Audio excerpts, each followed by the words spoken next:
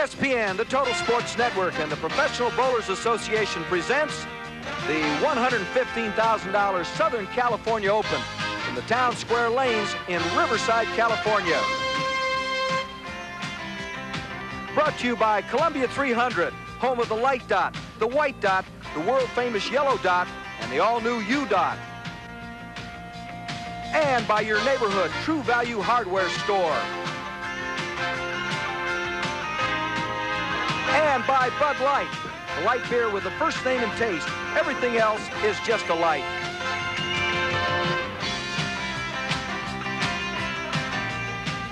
Hi, everybody. I'm Irv Brown. Welcome to Southern California. It's a warm and beautiful night out here. We're going to have some action for you. My partner, Mike Durbin, is with me as usual.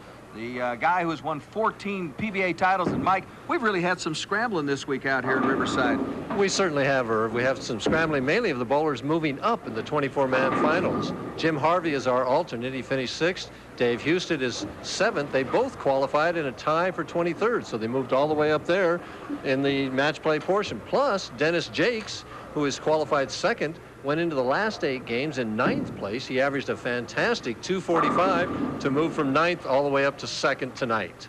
You know, you talk about Dennis Jacques, it is a young man's world. Dennis Jacques is 25 years of age, but there's a guy who's only 23 years of age. Both of these people have made some history this week. Well, our leader for the tournament is Amleto Monacelli from Barquisimeto, Venezuela. He's only 23 years old. He's a great athlete. He was a good soccer player. He probably is one of the hardest workers on the PBA Tour right now. He has a very unusual style with 6 steps, and his shoulder opens up quite a bit. But he's averaged a fantastic 225 this week. He needs to win 1 game tonight to be the first foreign-bred player to win a PBA title. Let's take a look at the people we'll be seeing tonight. We start out with the 5th position. That belongs to Bill Straub. Bill Straub is definitely the Goliath in our first match. Well, if he's a Goliath, what is Wayne Webb, who is number 4? Well, Wayne Webb at 5'5" is the David in that first match.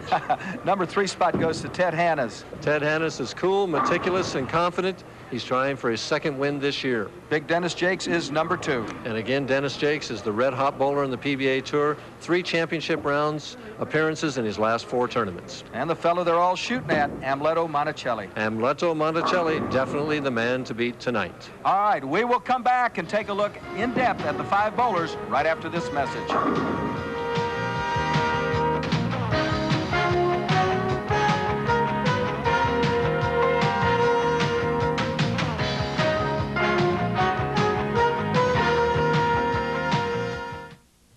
After years of research, the high-tech laboratories of Columbia 300 have created the most advanced urethane bowling ball ever made, the 100% urethane Columbia 300 U-Dot. The extraordinary U-Dot solves the inherent problems of lope and wobble. Its devastating pin power and superior lane control characteristics are unequaled. If you bowl to win, the Columbia 300 U-Dot is the ultimate weapon. It's like no ball ever made before. Sold only in lanes and pro shop. You'll help make your whole summer easier when you use convenience items from True Value hardware stores. These strong Service plastic trash bags, just $1.99 a roll, are great for cleaning up. And make trash removal easier with this True Value trash can on wheels for $10.99. Shine through power failures with the Rayovac Workhorse flashlight, just $3.99 with free batteries.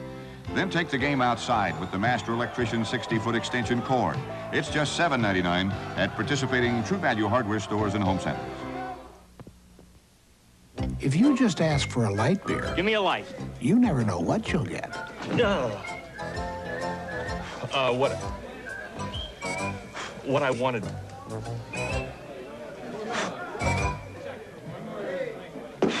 Bud Light. So if you want the less filling light beer with the first name and taste, ask for Bud Light. Because everything else is just a light.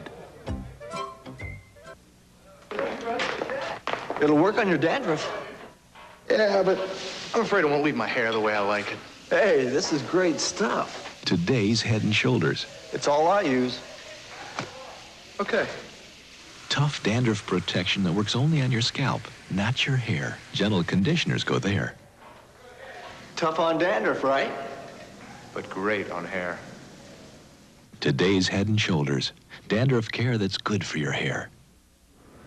5th fourth qualifier is Bill Straub, Big 8 country. We're talking about a gentleman who coaches at the University of Nebraska. Tell me about Big Bill.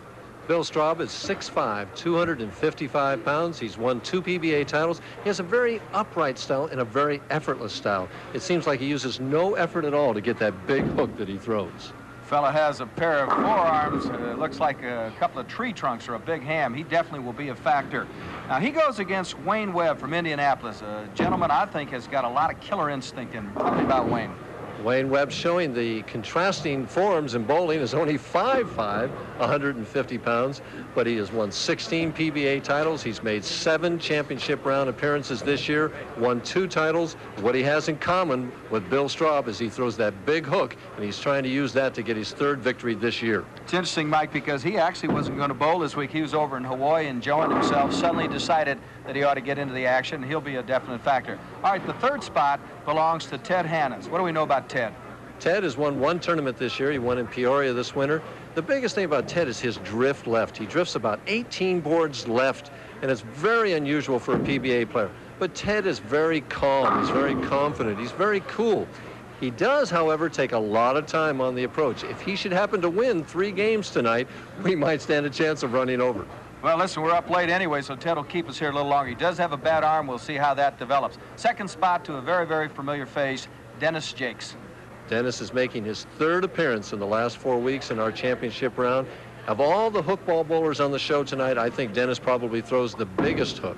In the last 4 weeks, he has a chance, if he would win tonight, of making $40,000, and that's pretty good. He's coming from a virtual unknown, as Boris Becker did in the Wimbledon championships, to becoming an established star in the PBA Tour. He wants to win 2 games tonight to get his 2nd victory in the last 4 weeks. Well, if Jacques can do the same thing that Becker has done, I guarantee we will have a story here. So we'll watch Jacques very, very carefully. All right, number 1, and that's what everybody will be shooting for tonight, Amleto. And this gentleman has just done a terrific job. We're talking about Amleto Monacelli. Tell me about him. Amleto's only 23 years old. He has a very unusual style. It takes 6 steps, and you'll notice how he opens that shoulder way up, which I really don't recommend, but he's young. He's only 23 years older, and you can do a lot of things when you're 23 that you can't do when you're 43 or 44, as I am.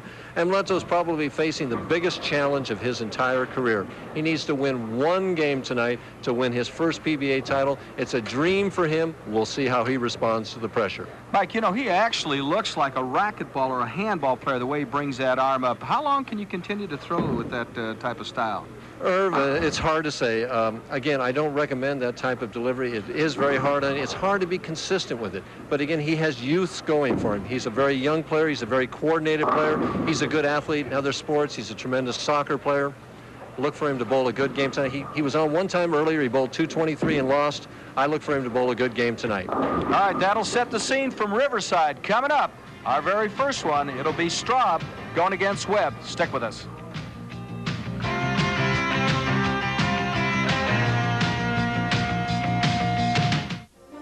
The Olympic tradition continues with ABC's The Equestrians, 1984 Olympic Highlights video cassette. Produced by ABC Sports and offered by ABC Video, this 90-minute compilation includes a spectacular 3-day event which combines graceful dressage, exciting show jumping, and demanding cross-country competition. Order your cassette of The Equestrians on either VHS or Beta for only $69.95, plus $3 shipping and handling charges. California residents add $4.55 sales tax for each cassette. Call toll-free 1-800-445-3800. Georgia residents call 1-800-554-7800. American Express, Visa, and MasterCard orders accepted. Or order by mail. Send your check or money order payable to The Equestrians, 1984. To ABC Video Enterprises, The Equestrians, 2040 Avenue of the Stars, 2nd floor, Los Angeles, California, 90067. Please allow 4 to 6 weeks for delivery. Improved formula new vinyl, the remarkable clear vinyl liquid that protects and beautifies almost everything made of vinyl, leather, and rubber, challenged the competition and won. Yes, in tough detergent tests by an independent laboratory, new vinyl lasted more than 3 times longer than these 2 competing brands. And new vinyl is easier to apply. Unlike the other brands, there's no waiting, no rubbing, no buffing. Simply wipe it on. In just minutes, your car's vinyl top can look showroom new. New vinyl is not a wax. It's a space-age polymer that actually penetrates and bonds, so it always remains flexible, won't crack or peel. New Vinyl's improved formula also gives longer-lasting beauty and protection to your car's tires, upholstery, dashboard, motorcycle seats, furniture, shoes, purses, luggage, almost everything made of vinyl, leather, and rubber. So get improved New Vinyl. There's no other formula like it. Satisfaction guaranteed or your money back. Improved formula New Vinyl in 8-ounce or new 16-ounce spray bottle. Available at these fine stores. Welcome back. Irv Brown, Mike Durbin with you. The best bowlers in the world. Match number 1. And of course, we'll have some practice tosses. Bill Straub and Wayne Webb. Story about this big guy. They couldn't find him. Well, I think they were panicking. Yeah, someone said he was in the men's room, and I think he actually was in the paddock area, the locker room for the bowlers, and just changing his shirts. He had a blue shirt on. And I think maybe he's trying to intimidate Wayne Webb with this black outfit, playing the Gary Player role here, and being dressed all in black. However, the last time these two met was in 1984 at the Rolaids tournament in Anaheim, California, the very first tournament of the year. I happened to make that television show, and Wayne Webb defeated me in that show, and then he went on to defeat Bill Straub. Bill Straub was in the #1 position. Webb beat him 224 to 178, and interestingly enough, they'll be playing today right around that first arrow on that particular show. Wayne Webb was playing right at that angle and won 3 games to win the tournament, so he's very tough from out there. I'll put you on the spot early. If somebody stuck a gun to your head and said, pick the winner tonight, who would it be? As I said, you know, usually they whistle taps for the guy that I pick, but I'm going to pick Wayne Webb to go all the way. All right, Wayne Webb is a selection by our Hall of Famer, Mike Durbin. It's a pretty good selection, 16 PBA titles. What about Bill Straub? Well, you saw the size of him. He's 6'5", 255, 34 years of age. And there's the story, what he has done. 221. All right. First shot of the match. This is not practice. Coming in. Oh, good shot. Solid 4-pin. The ball just finished a little bit too hard. Hit the pins a little bit too hard. Leaves the 4-pin. You made the point early how he winds up upright. He does not bend at all. Just a big, strong guy. But he does it so effortlessly. You know, a lot of players hook the ball a lot on the PBA Tour. Bill just does it with seeming grace. I've seen a lot of big men like that. They're just so graceful, especially in bowling. Billy Whaley used to be just dynamite. Whaley was 6'6", and just a picture of grace going to the foul line. And Straub, 6'5", and he's just pretty as a picture going up there. No problem with the 4-pin. Let's see what Wayne Webb can do. Wayne is 27 years of age, 5'5", 150. A very strong 150. He stays in shape. He averaged 221 this week. Swinging it to the channel, out past the first arrow, bringing it back, and didn't get it back. And it's interesting because he was throwing nothing but strikes in the practice book. Leaves the 2-8. Let's see if Wayne can pick this up. Talk about this spare pickup, Mike. Is it a toughie? It's a 2-8. Anytime you have a sleeper pin like that, Irv, it is a more difficult spare. He has to cover both pins with the bowling ball. If you were just aiming at the 2-pin, he could hit it on either side and make the spare. But he's got to basically hit the 2-pin on the right and have enough drive on the ball that it'll carry through and get the 8-pin. Let's see if he shoots it off his strike line or somewhere else. He's shooting it off the strike line, covers it perfect. Good job. So we've decided nothing after 1. Straub picked up a 4-pin, Webb a 2-8.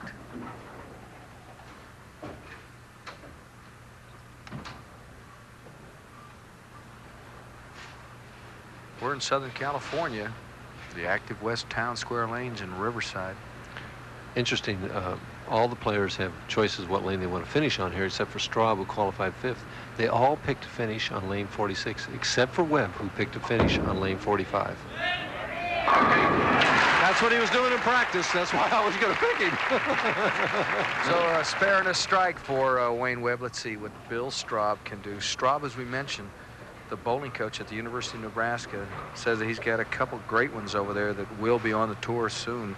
Kevin McGear, Terry Snybeck, so we'll watch for those two.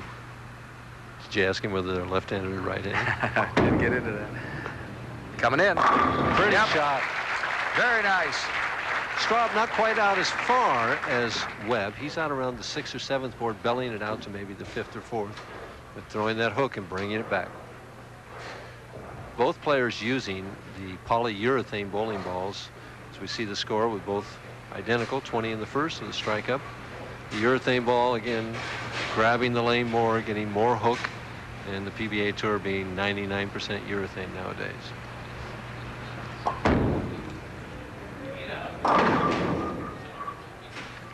So he leaves quite a bit. We got a chance to talk to Big Bill, and we asked him about the status of college bowling. What's the status of college bowling? I believe now it's really beginning to thrive. It's a similar situation to the way baseball was maybe 10 years ago, where the college program ended up being the minor leagues for the major leagues. Bowling is beginning to be the same way. Right now, a major source of the upcoming professional bowler is the college program. I think will continue that way. I hope it does with the women's program also. Left the dinner bucket and chopped that 2 right off the 5. It looked like he had it covered all the way. The ball just snapped right at the last second. He gives Wayne Webb an opening here. Bill was talking about college bowling. The 2 programs that you hear the most about, Mike, are Wichita State and West Texas State. I asked him, who's going to be the best program? He says, in 2 years, it's the Cornhuskers. We'll have to see if that happens. Webb, a strike up 3rd frame. Webb up by 12 pins, can increase it to 22 with a double. And gets it. And he does, beautifully. So Wayne Webb got a little opening when Straub unable to pick up that spare in the 2nd. And as you remarked at the top of the show, you know, that Webb had that killer instinct, which he certainly does. He just, if any bowler on the PBA Tour has the killer instinct, it's Wayne Webb. I get a kick out of it. We were talking to him, shooting the breeze a little bit before, and he said, I'm 27. I'm quitting when I'm 30, Mike. I'm going to let you chase the tour. He's lying. He'll be here. Then he goes on and says he'll be out here for another 20 years, so. Trying for a turkey. Right there. Yep, he got it. All right, 3 in a row for Wayne Webb from Indianapolis, Indiana. He leads by 32. We'll be back with more action right after this message.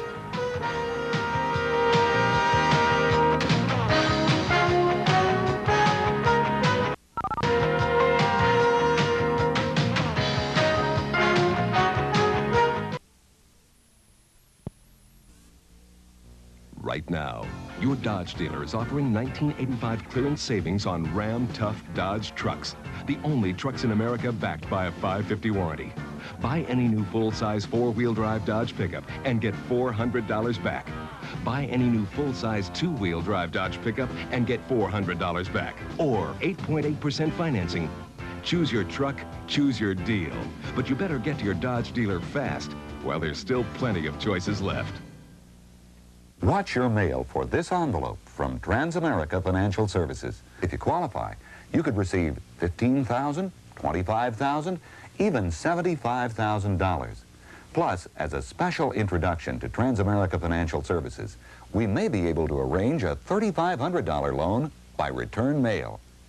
Watch your mail for this envelope from Transamerica Financial Services. Transamerica, the power of the pyramid, is working for you. Back with you, Irv Brown, Mike Durbin. We're here in Riverside, and True Value, as they do each week, Mike, $25,000 to anyone who can bowl a 300 game during the telecast, and it certainly isn't impossible. Wayne Webb has 4 this year, and Bill Straub has 15 in his career, so 25 big ones if you bowl 300 during our telecast. Here's the 1985 PBA money leaders. Mike Albee, we saw him last week with brother-in-law Steve Cook. They were awesome. He's on top. $145,000. That's an awful lot of money, you know. Mark Williams was going to give it up, and boy, fortunately for the sport, he did not. Marshall Holman pushing 100,000 there. Yeah, there's Hanley, Wunderlich, so people well over the $50,000 mark. David Ozio, a very, very consistent bowler. And there's the gentleman we were talking about, Steve Cook, that big left-hander. Who can forget that reaction last week when he won? Wasn't that a dynamite reaction? And we have an alternate here in each week. The gentleman who finished the 6th is our alternate. He must stick around for what, 1 minute? Before the start of the match, until the start of the match. And he's a familiar face. He was on 2 weeks ago in Dublin, California, Jim Harvey. Jim's got a great future. We'll be in his hometown next week, Tucson, Arizona. Nice looking young man. Yeah, I like him very much. I like his approach. All right, let's get back to business. Bill Straub has got some wood to chop. He's down 32, open in the 3rd, 4th frame.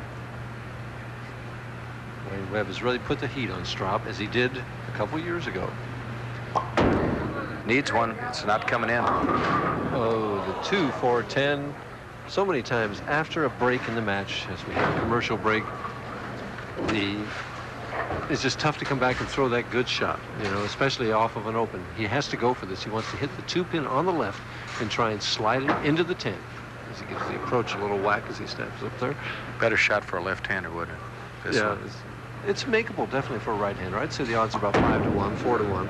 Got a chance. Oh, I thought he had it, and it just hooked at the back end again. 2 opens in a row for Bill Straub. Right now, he's in serious trouble. Big Bill earned $22,000 last year. His career earnings, $133,000. He was a good baseball player in high school. Had to give it up his senior year because he was bowling in a men's league for money, and it was illegal in the state of Nebraska. I asked him if he ever played football for the University of Nebraska, and he said no, they throw him back his size out there. All right, so he gets on track, and he needed it badly, a strike in the 5th. Let's take a look at the upright style of Bill Straub. See how upright, no other word to describe it. He walks just like he's walking in a normal walk up there. A little bend at the end, but the knees are pretty erect, and he gets the ball well out on the lane. Good finger lift, powerful ball. Up by 44, Wayne Webb. Turkey working, 5th frame. There it comes, light, 2-8 again. Tried to help that one a little bit and actually put stop on the ball and caused it not to finish. See if Wayne can stay clean and pick up the 2-8. Well, you have practice on it in the first frame, so he knows where to throw and what to do. He is very strong. He does not keep that left hand, notice, Mike, under the ball. The style developed by Carmen Salvino a number of years ago, adopted by many players. Yes. Little body English. He wasn't worried. Not a bit. Up by 42 is Wayne Webb as he stays clean. Interesting. He wasn't going to bowl. That might be a great sign that he's going to win it tonight. That happens before. I remember last year, Gary Skidmore wasn't going to bowl in Kansas City, and he happened to go down there and he won the tournament. So this lane hooks a little bit less for Webb, but he's playing it right in the pocket all the time. So he needs to pick up the 10 to stay clean. Let's take a look at Wayne. Watch him turn that head, Mike. Now, his head will turn to his left or our right just as he lets it go, and he actually doesn't see the ball go over target. The eye almost appears closed. Maybe he catches a glimpse of it out of that right eye, but it's very unusual. But he goes right through the ball, and it doesn't matter. He's got the 10 as he goes across lane. Leads by 41. Straub does have a strike working. 6th frame action. He's got to start striking now to bite into that lead. You can string strikes, you can cut into a lead, but you've got to when you got 2 opens already. See if he can get a double here. Light. And he gets it.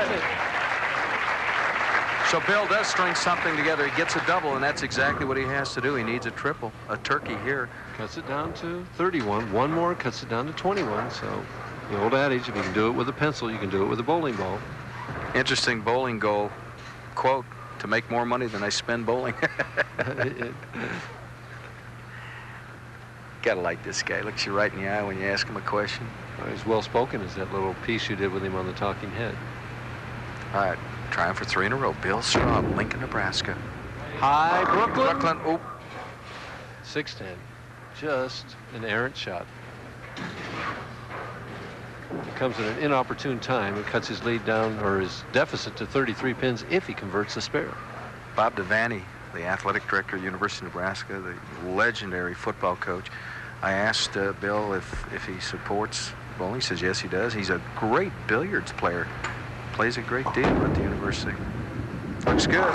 Has the spare easily. All right, so staying alive, down 33 is Straub. Can he cut into Webb's lead? Well, we'll come back and see what Wayne can do right after this.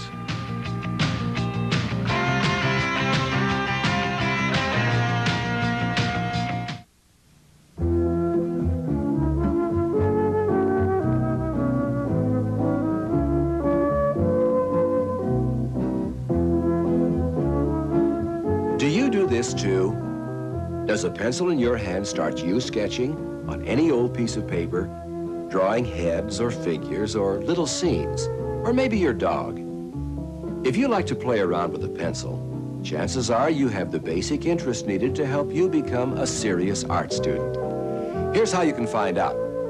Art instruction schools will send you free, without cost or obligation, this simple art test. You take it at home in your spare time. Experts will examine and grade your test. Remember, it's absolutely free. Just write or phone for your free art test today. Phone this number now. Operators are waiting. Or write to Art Test, give your name, address, and age. Thursday, golf, the Olympics, and Top Rank Boxing.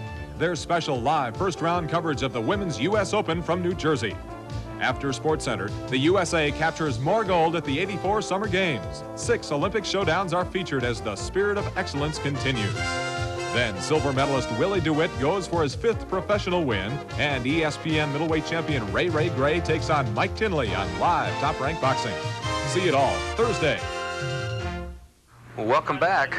Along with Mike Durbin, a playing member of the PBA, I'm Irv Brown. As we watch our first match, Webb leads Straub by 33. Spare going, 7th frame action. Wayne told me in practice that this lane hooked more than lane 45, but interestingly enough, he's been coming up light every time. Not this time. Ooh. Oh, he likes it. Great reaction from the green machine. Looked like he was going to continue driving right on through, but it just kind of held pocket for the last second and tripped that 4-pin. Take another look, Mike. You watch the 2-pin, 3rd from your left, and it will go to the wall, come off that wall, and the butt of it will get both the 4 and the 7. A gentleman by the name of Weber does that pretty good. Oh, Weber had all the hits in his heyday. He carried the light ones, the high ones, the crossovers. Webb taking a second re-rack on lane 45. This is an important shot for him right now. Again, that killer instinct that we talked about. He's up 33. He can really put a couple of nails in Straub's coffin with one more here and increase his lead to 43. See if he can pick up his 5th strike of the match. 8th frame action, a strike going. Has his opponent, Bill Straub, down by 33. Wayne has been doing that more and more lately. He starts in the approach, something doesn't feel right in the grip or in the way he's starting, and he stops and backs off and goes through the whole routine and ritual again.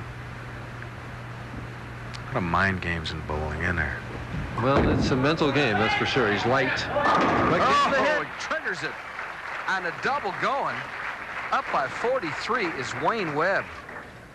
Bill Straub said something interesting to me, Mike, I wanted to ask you about. He said he's a calculated guesser as far as the target and the ball to use. What does that mean? Well, as far as picking the ball, sometimes it is almost like a crapshoot as far as what ball is going to work at a certain time as he leaves the 4-6-7 and just puts himself virtually out of the match. I'm not exactly sure what he means by the calculated target unless he's there's a number of players on the PBA Tour that will look at a certain target, like the second arrow. They look at the 10th board and they don't actually hit it. They hit left of it by 2 or 3 boards, but they do it consistently. And maybe that's what he means, that he's one of those type of players. The 3rd open for Straub, and that just about seals his fate. It would take a minor miracle. He is down 60. In order to win, for him to win this match, Webb would have to have a heart attack or something. We don't. Well, let's hope that doesn't happen. No. Wayne is not shy. Let's see if Bill Straub can finish up strong. I get to 310 this time. Well, the last time they met, it was 224 to 178, and Straub's got to go something to get 178 this time. He's got to make this and get a double in the 10. So unless something crazy happens, Bill Straub is going to finish 5th and earn $4,000. Move left, try and hit the 3-pin on the right, and almost went between them. 9 out, and our runaway matches are continuing on ESPN. We haven't had too many close ones so far this summer. While Wayne gets ready, we mentioned Jim Harvey. Mike, he earned $3,500 this week. David Husted, $3,000. He was 7th. Richie Sajak, $2,800, was 8th. Trying for one more. Yep. Oh, boy. A turkey for Wayne Webb. The green machine. Continuing with the top 10, Alan Granite from Palisade, Colorado, picked up $2,600. And a young line, Brad Bowling from Thornton, Colorado, earned $2,500. We'll have more information later. 78-pin lead for Wayne Webb from Indianapolis. Trying for one more. Yep. That name you just read is a great name for bowling, Brad Bowling. He's in the right sport, isn't he? I saw him 2 years ago when people suggested that he ought to do this for a living. Thornton High School, my area. He had that bulldog in his eyes. Right then you could tell that someday the guy's going to do something. We've had a number of players that have been on the tour at one time or another that names fit into bowling. Oh, it's one more. Dennis Lane from Tennessee was one. Yeah. Dave Frame was another from, and of course Charlie Tapp. You know, we figured we need to get them all on one team. That's 5 in a row for Wayne. He leads it by 98. One more and he's going to finish with 257. We could have a 100-pin match here. There he is. Oh. Makes it look easy, doesn't he? 6 in a row for Wayne Webb. 9 strikes. What a performance. Well, demonstrating that it's not size that matters in the sport of bowling. And Straub getting his 3rd split in a row. 4th of the game and possibly his 5th open, the 210. If he fails to convert this, he would bowl 148, and Webb would win by 109 pins. One of those days. Ooh. Just misses the pickup. So a little frustration for Bill Straub. Wayne Webb advances. He winds up with a solid 257. All right, we'll be back as he takes on Hannah's right after this message.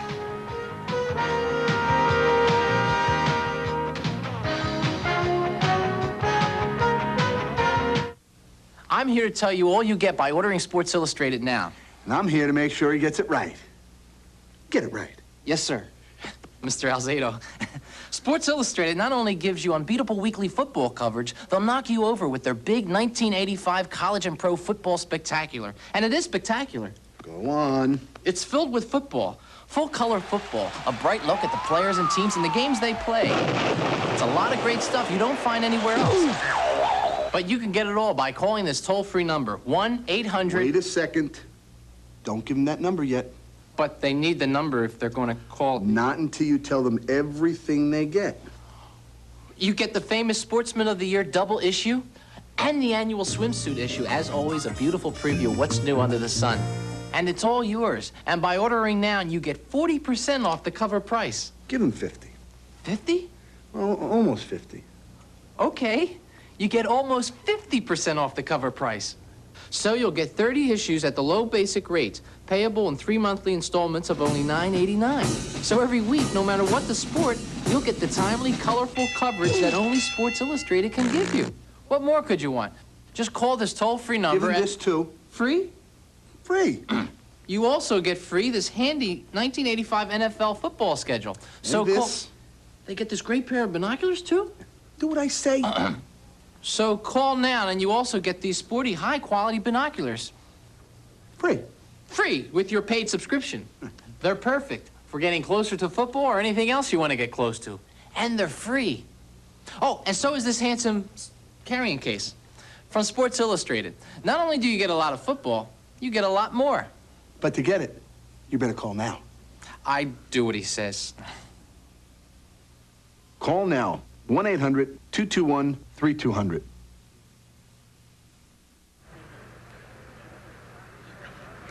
Well, this was really the turning point early for Bill Straub, Mike. It's hard to believe there was a turning point in a 100-pin match, but in the 3rd frame, Straub left the 2-4-5-8, and he chopped it, got behind then, and from then on out, it was all downhill. So Bill Straub just chalks it off to experience, and what can you do? You know, things just don't go your way.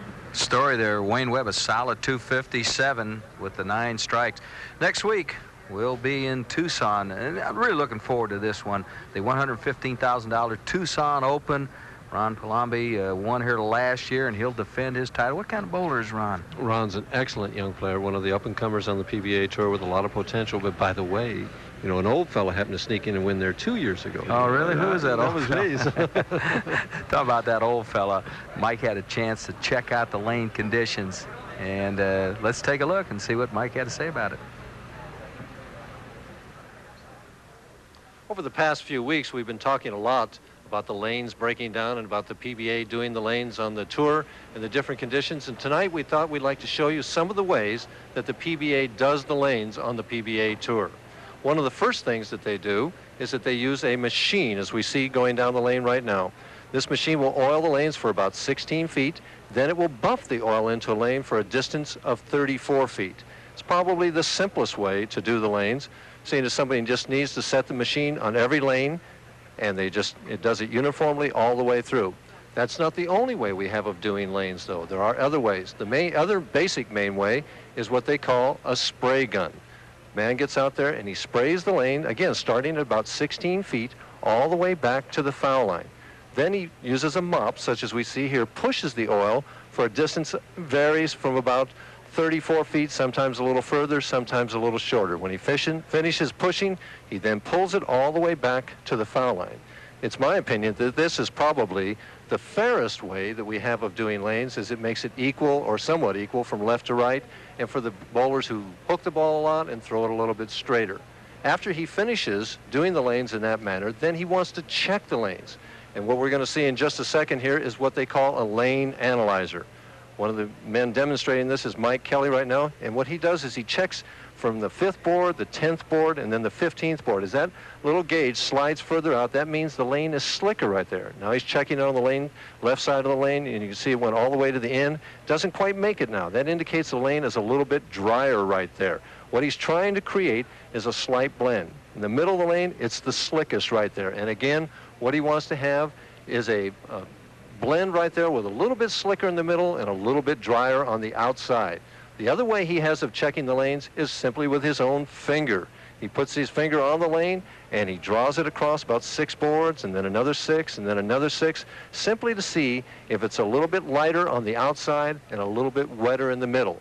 The goal of all this is to simply try and create an equitable shot left to right, one that'll stay the same from day to day. It's a tough job at best. We have 3 men that do it, and I think that they do it very well. It's an interesting feature. I can tell you this, Mike. You're either very, very popular or very unpopular. It's about a 5% versus 95. Right. Well, actually, there's a 30%, 33% of the people cash or make money in each tournament, but the other 66% or 67 don't make any money, so you're not popular with them. So it's a difficult job for them to do. You can't please all the people. There's a lot of different factions or segments on the tour. There's guys that throw the ball straight. There's guys that hook it a little bit. There's guys that hook it a lot. Boomers, we call them nowadays. And so it's just hard to satisfy all these different factions. And then there's the left to right.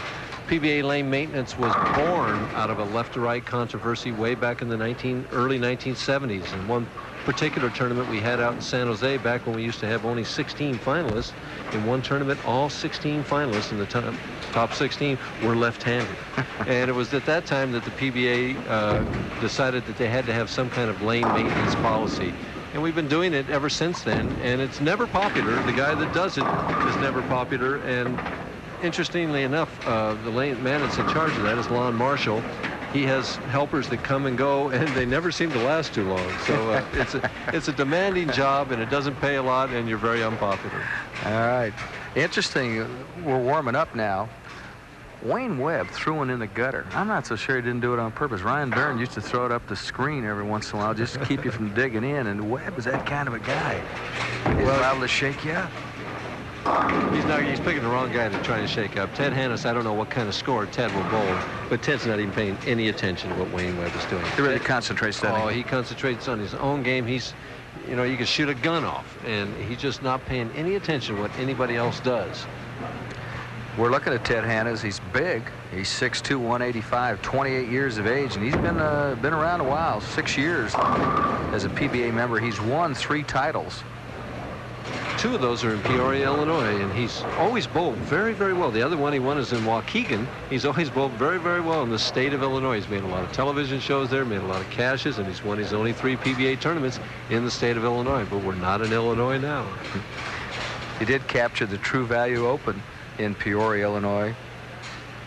Top seeded, he defeated Bob Hanley in the title game, 215 to 190.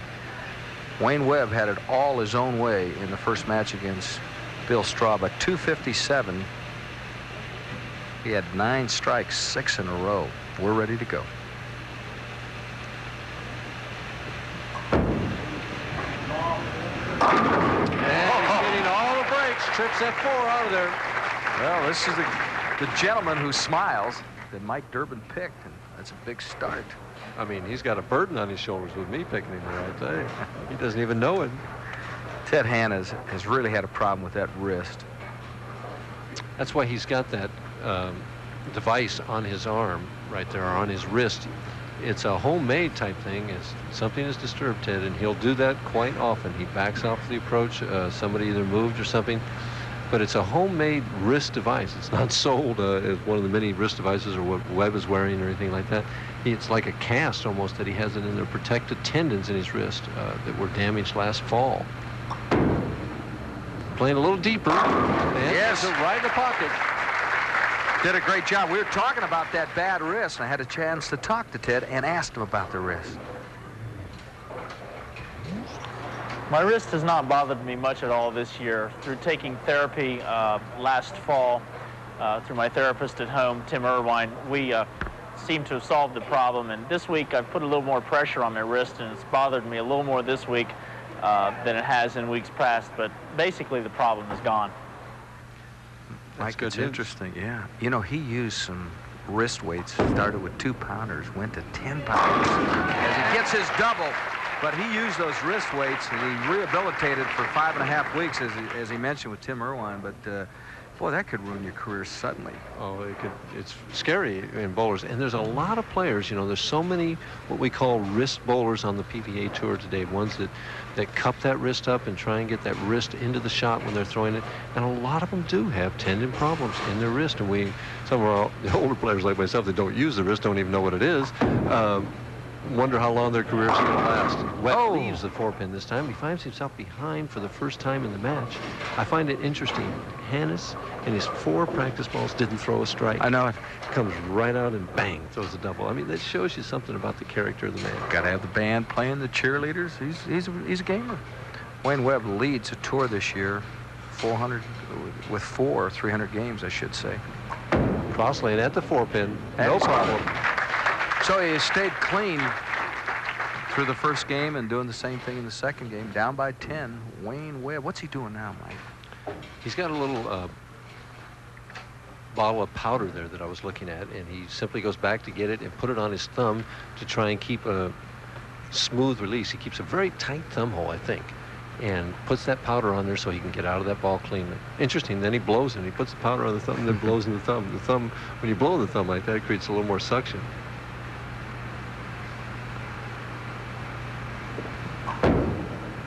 Looks good. Coming in. Yep, no question about it. He carried that light hit high percentage of the time. All right, Hannes is up by 10. He's got a double working. Ted already asking for a re-rack on the right lane. I'll tell you what, Ted takes his time, and there's nobody that's going to rush him. He does what he wants to do, and he gets out there and he's his own man. He was taught by his dad and his brother, Ernie and Gary. Gary, the brother, that's Julie. There's his wife, Julie. They have a little baby. We were talking about his brother, Gary, though. Gary really helped him.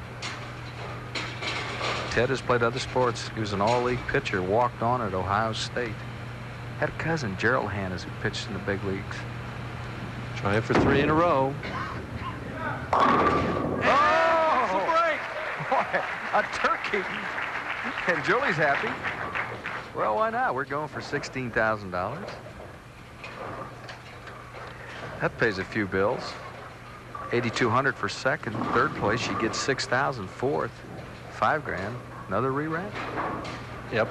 Now, there's a PBA rule that we have that we've initiated to try and save time on the championship round on the television show, that after you bowl on that right lane and you come over to the left lane to bowl, you cannot go to your bowling ball or anything until you look at that rack. You've got to look at the re-rack first and then ask for it before you ever touch your bowling ball. If he'd have picked up his bowling ball and then looked at the re-rack, Harry Golden wouldn't have given it to him. Harry Golden, affectionately known as Goose, gets up and he walks over. And he's asking for another one. He's already exhausted his 3, and I don't think Goose gave it to him. He said, shoot it. And the reason they call him Goose, you explained it last week if somebody wasn't with us. Well, he's the mother goose, you know, for all the players. We're his family. For years, he was never married. Now he's married to a lovely lady, Dottie, who's in Florida, and I think she's going to be out next week. But we were his family, so he was known affectionately as Mother Goose, you know, and just shortened to Goose. All right, 3 in a row. Hannah's in the 4th frame. Remember, $25,000 if he bowls the 300 game. See, I think that was psychological. He did not like the rack. And so subconsciously, he tried to fit that ball into the 1-3 pocket rather than just going for the target and making the shot. It's kind of like aiming that baseball. Instead of just letting it go, he tried to fit that shot in there. And I think it was caused because he wasn't happy with the rack. Leaves the 4-7. Cross lane at the 4-7. And he's got it, so he stays clean. Hannah's leads it by 18 over Wayne Webb. We'll come back with more action right after this message.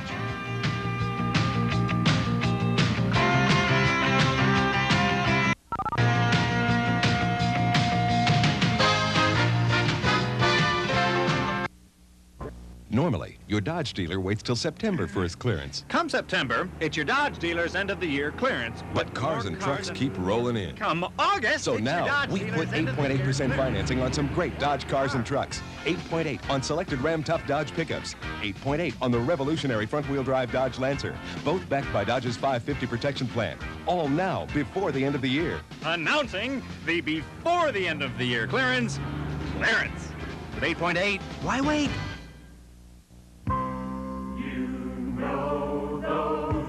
Times they keep rolling on at the showboat, they keep rolling on. The showboat, that's where you belong in Las Vegas.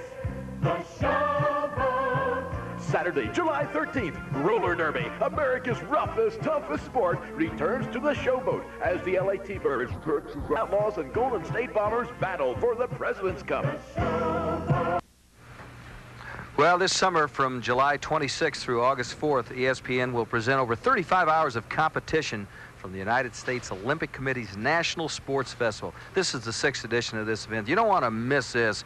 Almost every member of the 1984 U.S. Olympic team participated in past National Sports Festivals. One of my favorites. Be sure and join us July 26th. It's live only on ESPN.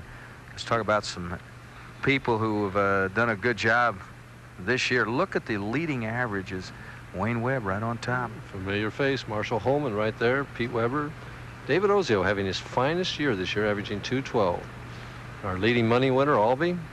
Bob Hanley, who's not bowling too well yet so far this summer. Roth always around there. And there's Monacelli. And we will see him coming up a little later on tonight.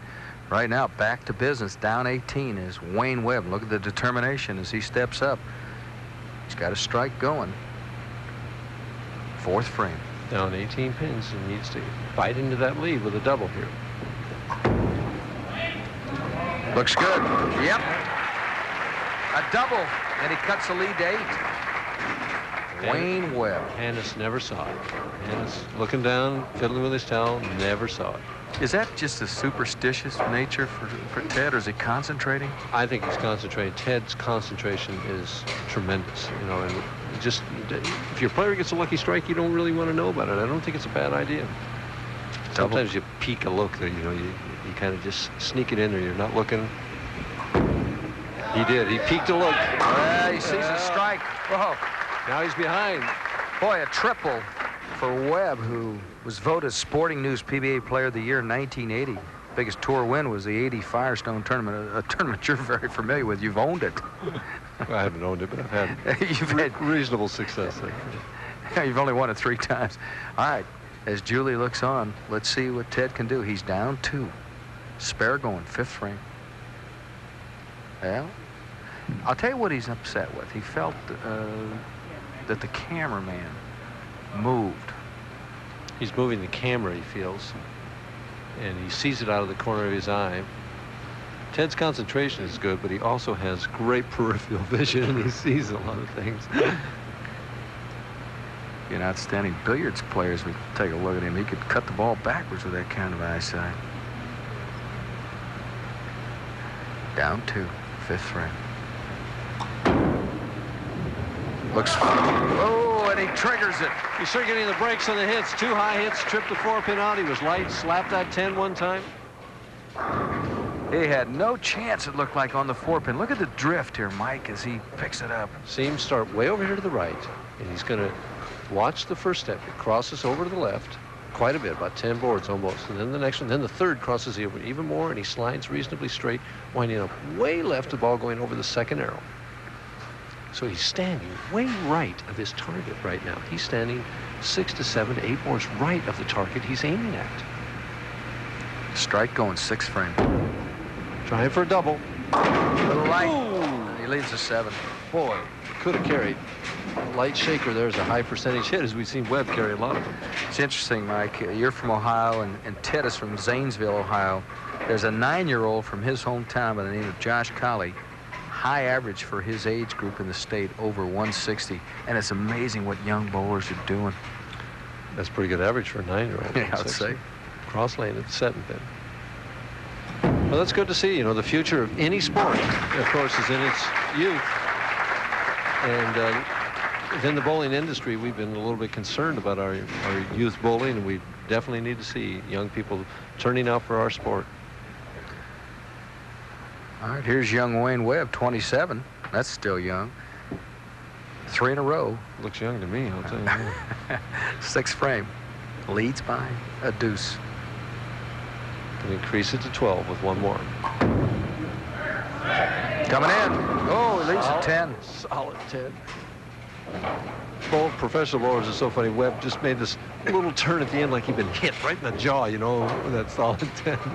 Hey, he threw it in that 1-3 pocket. It looked perfect. You got them round pins down there, that round bowling ball hitting you. You don't know where they're going to fly all the time. And Hannes has had a couple of bad hits that have resulted in strikes. Cross lane at the 10 pin. Gives him trouble sometimes, but he has it. So he stays clean, leads by 1. So it boils down to a 4-frame match right now. But we haven't had too many close matches. We're due a couple here. Webb asked for a re-rack on lane 45. I mentioned that the town square lanes today spent all day working on these racks so that they'd be good for the professional bowlers tonight. It wasn't through lack of effort, I'll tell you that. Spare going. Right there. Oh, boy, did he get some action. That's 7 and 10 go down. He gave a little Boris Becker body English, too. All right, Hannes is down 1. Let's see what he can do. There's our leader, Wayne Webb. More action coming up for Riverside right after this.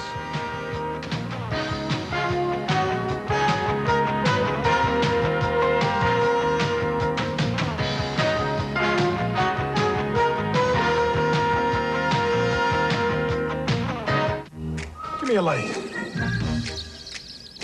Bud Light. If you just ask for a light beer, you never know what you'll get. Bud Light! So if you want the less filling light beer with the first name and taste, don't just ask for a light beer. Give me a light. Ask them to bring out their best. Bud Light. Because everything else is just a light. Columbia 300 knows that all bowlers are not created equal. That's why Columbia 300 has spent years in research, just to have the right bowling ball for you. If you need less weight, the light dot. Bowl on drier lanes, the white dot. The perfect all-round ball, the world-famous yellow dot. And if you're ready for urethane, the Columbia 300 U-Dot is your ultimate weapon. Columbia 300, sold only in lanes and pro shops. It's an exciting Friday of total sports on ESPN. First, you'll feel the pressure in our live second-round coverage of the Women's U.S. Open. And after SportsCenter, more shining examples of the spirit of excellence. See the top performances in women's diving, plus team handball and judo. Then the Oakland Invaders and Baltimore Stars are in the spotlight. We'll profile both teams with a special in-depth USFL Championship preview. It's all Friday on ESPN. Ted Hanna's down by 1. Let me ask you something, Mike, about him. He takes his time. Does this upset the other bowlers? If the other player is a fast bowler by nature, it has a tendency to bother him. If the other player happens to be slow and meticulous as I am, it doesn't bother me at all. The player can take all the time he wants, and it doesn't bother me.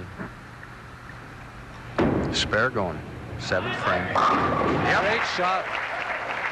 Boy, we have our best match maybe of the year. Well, it's a 3-frame match now. Webb still has the 1 pin. Let's take a look at both of the bowlers and let you analyze a little bit here. Both of them holding that ball down there to the right.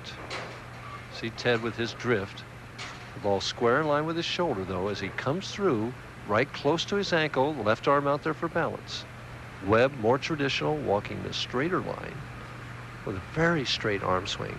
Ball coming right back.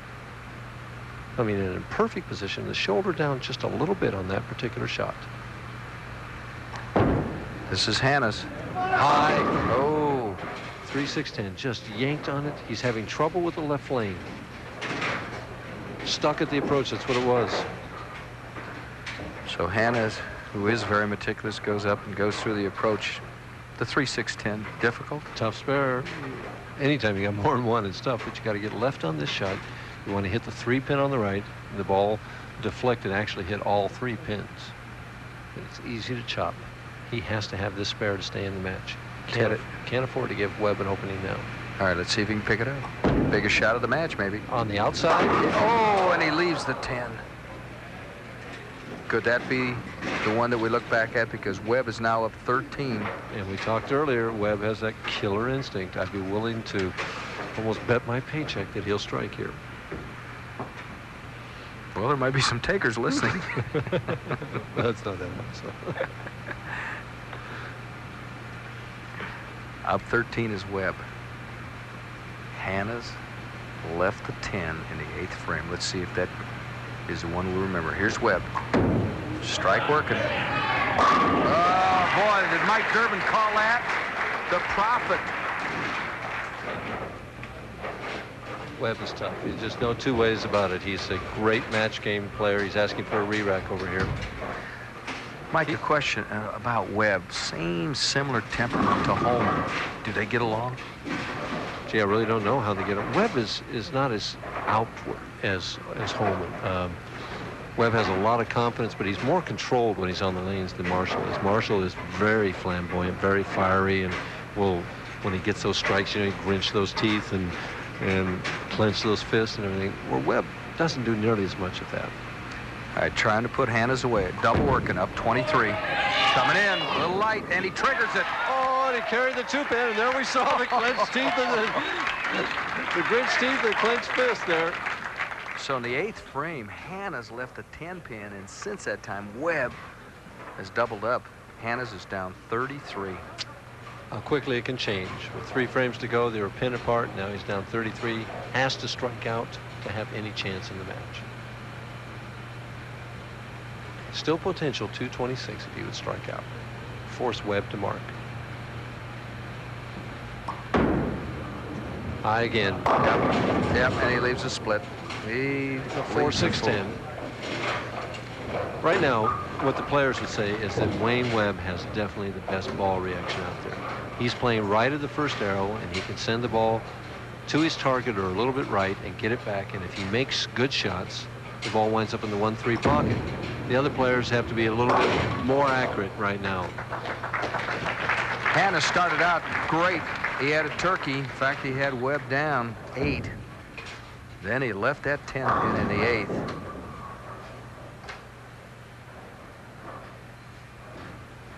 Ted's virtually out of this match. The best he can finish with right now is 204. Down 45. Little light. This time he doesn't.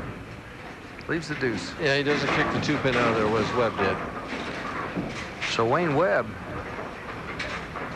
who has already defeated Bill Straub, on his way to another victory. And he has it right now. Even if he doesn't show up for the 10th frame, he's the winner. And that means next is Dennis Jacques. And Jacques and Webb are going to be roommates in Tucson, so we'll see how roommates battle one another. Well, that's not till next week. I don't think that tonight is going to matter. Well, they were teasing each other quite a bit before the show started, so during the pre-show stuff that we were doing.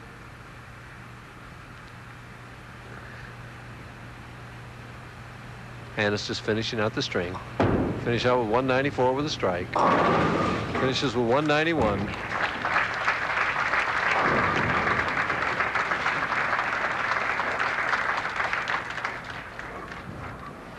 Webb, who shot 250, what did he shoot, 257 the first 257. Game? Can shoot 259 this game if he strikes out.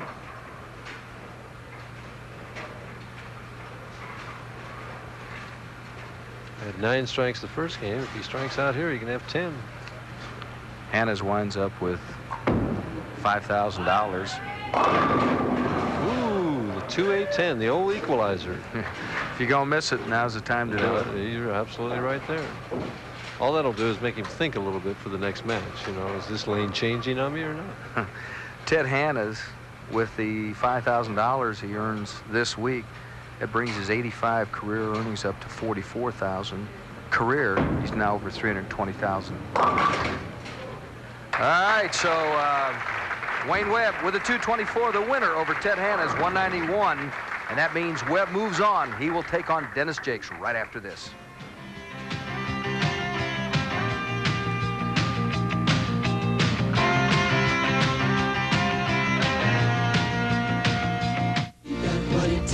True value.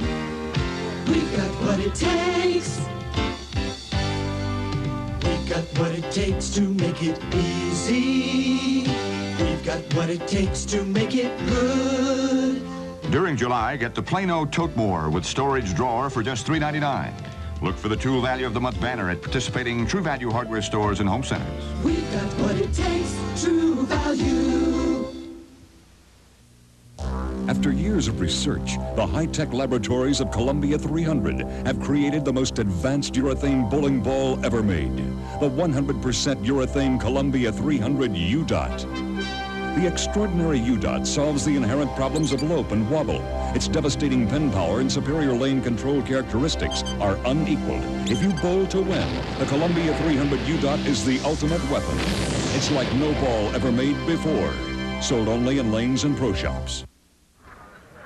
Well, the 8th frame is the one that was the undoing for Ted Hanna. 3-6-10. We said it was a difficult spare, and he did not make a good shot to leave it, and he made a worse shot shooting it. Tried to make it almost on the outside here, and we thought he had a chance. Missed that spare. Webb went on to get another strike, one more after that, and closed out the match. Wayne wound up with 7 strikes and all, had just the one open. That's all he's had this evening. A 224 to Ted Hanna's 191. Well, we're heading for Tucson, Mike, and the Tucson Open next week, and that should be interesting. $115,000. Golden Pin Lanes, and It's always warm in Tucson. Yeah, and I'm sure it'd be no exception. So that happens July 17th. Our next stop after Tucson will be down in Austin. Pete Weber defends his title.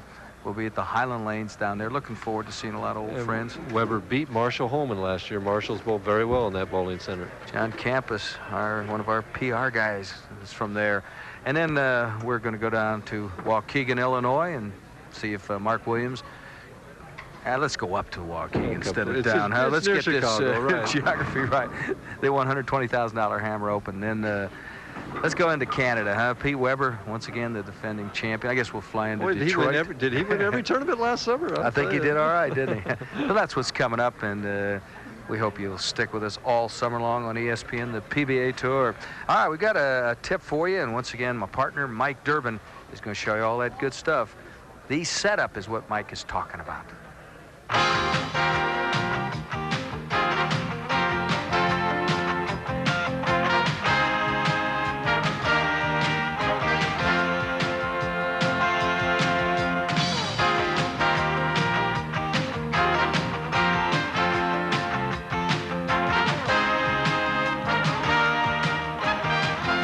Jack Nicklaus and many others say that a poor shot is often the result of a bad setup. And the same is true in bowling. Many a bad shot in bowling is the result of an imbalanced or an improper or even awkward setup. We see bowlers start their approaches in all sorts of physical contortions. And really, I believe they make it way too hard. They make it so hard that it becomes imbalanced and awkward for them. Well, if these ways, the imbalanced way, is the wrong way to set up, what is the right way? I'm going to give you some principles today that I think will be simple for you and will improve your setup. The first is that I want to pick up my bowling ball using both hands, and at the same time I want to watch out that other balls aren't coming through here to smash my fingers. I did smash my nail earlier this year. Pick it up here with both hands, and now as I'm waiting to get up on the approach, I put the ball in my left hand if I'm a right-handed player, and in my right hand if I'm a left-handed player. It's my turn now. I get up here again, the ball's in my left hand. I use the inside edge of my left foot and find my starting mark on the approach with that inside edge of my foot. Then I bring my feet up together. You might want them right together or a little spread. I like to spread them just a little bit. Try and put the weight just about equally balanced on both feet. Again, the weight of the ball now is still in my left hand, and I put the ball right in the middle of my body. Put my fingers into the ball first, and then the thumb. And now again, I still got the ball in the middle of my body, the weight in my left hand. At this point now, I want to move it over here in line with my right shoulder. The reason for this is that I can swing it straight now, and having it in line with my right shoulder helps some of us to get it around our hips. Some of us have a bigger problem with that than others do. At this point now, I'd like to pick up my target with my eyes, and I may want to take a deep breath. And be sure and exhale, and then you're ready to start. Now what this setup does is that I'm ready to go at this point. I'm relaxed, I'm not physically contorted, and maybe most important, I look like a bowler. Next week, we're going to talk about what happens next, and that's the push away.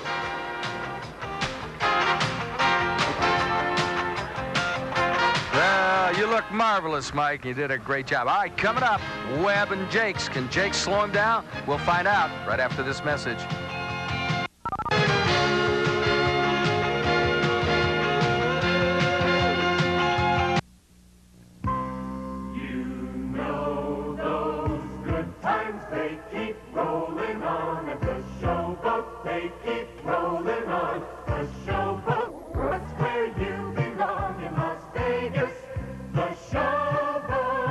Saturday, July 13th, roller derby. America's roughest, toughest sport returns to the Showboat as the LA T-Birds, Texas Outlaws, and Golden State Bombers battle for the President's Cup. Normally, your Dodge dealer waits till September for his clearance. Come September, it's your Dodge dealer's end-of-the-year clearance. But cars and trucks keep rolling in. Come August, So it's now, your Dodge we dealer's put 8.8% financing on some great Dodge cars and trucks. 8.8 on selected Ram Tough Dodge pickups. 8.8 on the revolutionary front-wheel drive Dodge Lancer. Both backed by Dodge's 550 protection plan. All now, before the end of the year. Announcing the before the end of the year clearance. Las Vegas Dodge on both sides of town. Well, one of the top-rated shows on ESPN is Top Rank Boxing. We've got some good action coming up for you July 17th. Resorts International, Atlantic City. We've got an 8-round match. John Meekins will take on Greg Hagen, a junior welterweight match. Derek McGuire goes against Anthony English. Be sure and join us. Once again, Top Rank Boxing, Wednesday, July 17th. Some of the other finishers, as we mentioned, Jim Harvey, and saw him a couple weeks ago. Ricky Sajak breaking out of a slump. A great name, Brad Bowling, for bowling there. Of course, the fiery Marshall Holman and the great Mark Roth. Albee, who's our leading money winner this year, and of course, colorful Guppy Troop. We don't want to neglect him. Guppy wanted to say hello to everybody for Guppy. And there's the defending champion in Tucson, Ron Palumbi Jr. All right, here's what we're going after. We have decided some of this already. Is Bill Straub has earned $4,000, Ted Hahn is $5,000, and either Wayne Webb or Dennis Jacques will take home the $6,000 third prize. Interesting. You talk about Mark Roth. They tell a story about him going to a Rangers hockey game in New York. They gave him a bigger cheer than Esposito. Roth is big back there. He's very popular, and he's a great Rangers fan. Yes.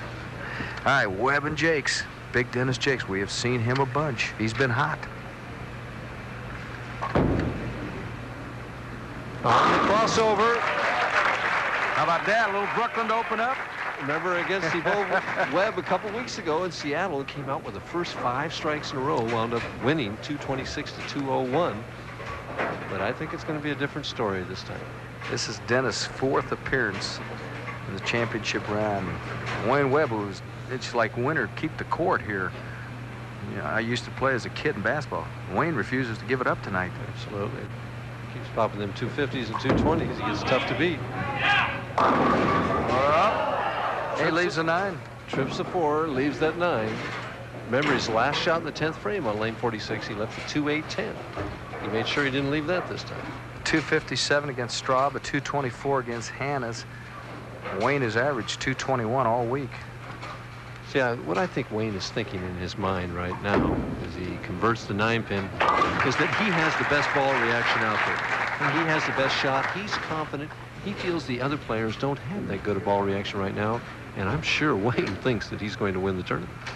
Webb lost to Jacques 228 to 247 earlier this week in match play. Does that mean anything at all? Not a thing. It's on a different pair of lanes at a different time of the day. It doesn't mean anything. It's about like a wide receiver running 4-4 versus 4-5. It depends on how he gets up in the morning. Right. You know, some players have the whammy runs. You know, our scorekeeper here this week, Tommy Baker, I never beat him, but it's just... Tom, big smile.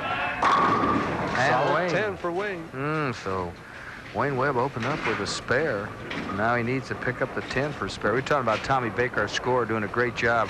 Let me mention somebody else who does an outstanding job for us each week. Frank Ellenberg filled in for you when you were competing up in Seattle. Frank works in the truck. He's just a dynamite guy. I mentioned John Campus, Phil Ferguson, Chuck Pisano, people who make our job so much easier, and of course the goose, Harry Golden. Webb picks it up. And there's Miss Riverside. Are you going to tackle that last name there? Say Janet C. quick, and then nobody knows.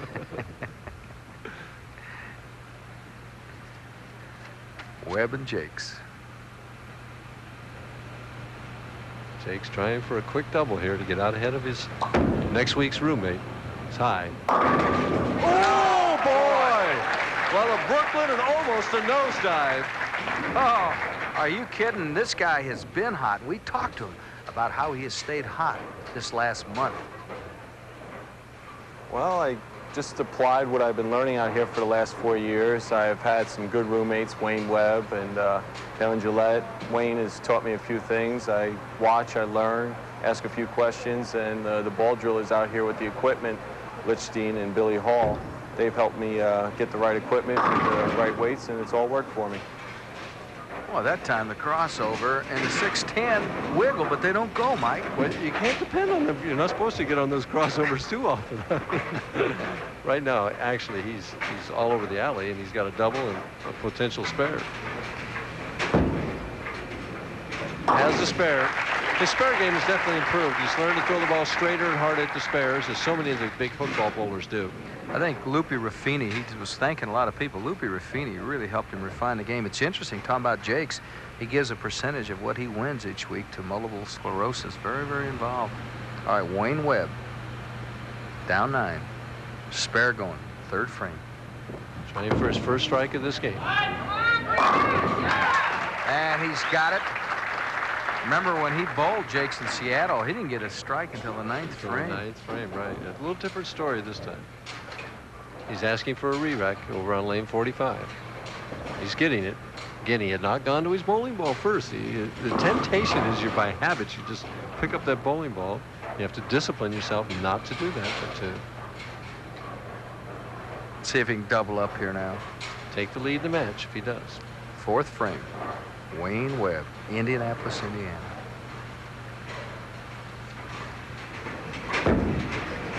Looks good. Oh, body anguish all the way for Webb. And he doubles. A little intimidation there for his roomie. And he takes the lead over his roomie by 1. Well, we'll come back and see what Big Dennis can do about it right after this message.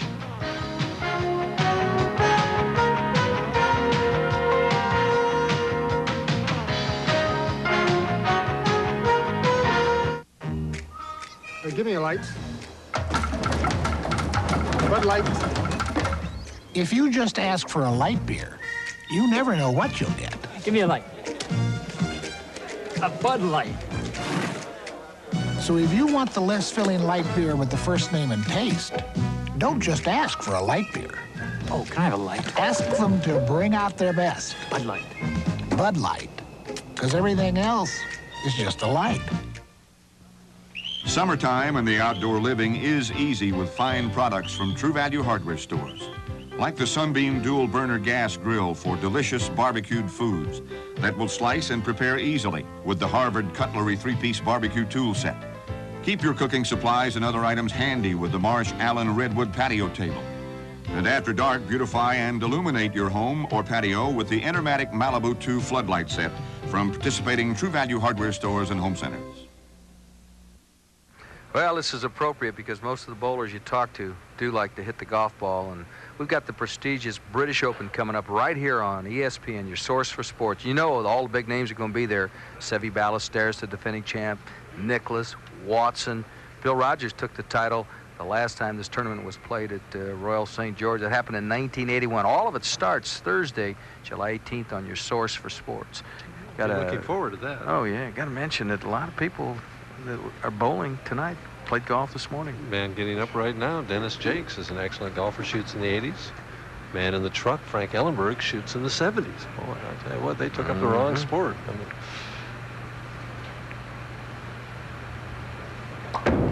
Jacques trying for a strike on lane 46, a little high again. And he leaves the 3-9.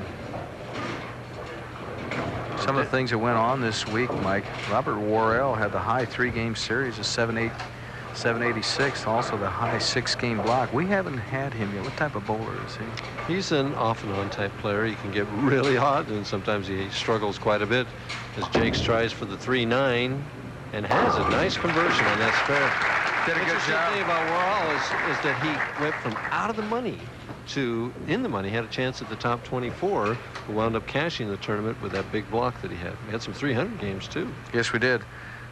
Leroy, Bornhop, Guppy Troop, guy we talked about before, Del Warren, Earl Zeman all had 300. Of course, if somebody does it during the telecast, $25,000 from True Value.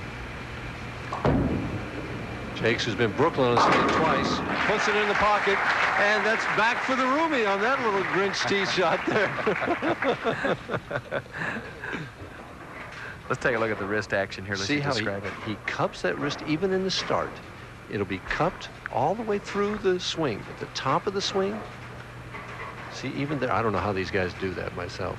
And at the bottom, he just rolls that wrist around that ball and gets all those revolutions out of it. He's been fortunate. He had a ball drilled correctly from day one when he started, and he hasn't had any thumb problem. All right, here's Webb. Double gauntlet. Oh, gets a can opener on that. I'll tell you what, I've watched that hit 1,000 times, and I've never been able to figure out what hits the 10-pin on it. What is a can opener? A can opener is where that ball hits light in the pocket, and the pins just open up like that, and it was referred to years ago as a can opener. Now my wife learned something, because I thought it was something we had in the kitchen. Webb is up 13, triple going, 6 frame. Webb and Jacques. Nobody has been able to slow Webb down tonight. Started out, beat Straub, beat Hannes, now leads Jacques. Trying for 4. Looks pretty good, little light. Oh, he gets it. Oh, he gets the 2-pin forward again for the 2nd time tonight. Wayne Webb is up by 23, and the 2 just hung, and then it dropped. Let's look at this again. This is where it's agony watching that deuce. Watch if you're the Jacques. headpin. Watch the headpin. See what it does. It goes to the wall, comes back, and mixes around. I think it was actually the 5-pin that knocked that 2-pin forward. Jacques has to have a double. Come on, one time. You heard him one time. Throws that right arm pretty good. Well, I'll tell you what, if it were a slugging contest here between the two, I don't know how Webb would do, but if it were the bowling contest. Wife Kendall at home watching. Jacques showing a lot of heart. He was struggling all over the lane, and now suddenly he's cut into that lead. He had the lowest score on TV ever, 157. Beat Sam Zurich in the Molson Challenge. It was the lowest winning score. I mean, winning score, I should say, yes. He's down 13, can cut it to 3 with 1 more. He's light again. Oh, he gets the 10-pin late. We got a match here, I'll tell you. Do we ever? 3 in a row for Jacques. Webb leads by 3, has 4 in a row. We'll come back and see what happens. We do have a match. Stick with us.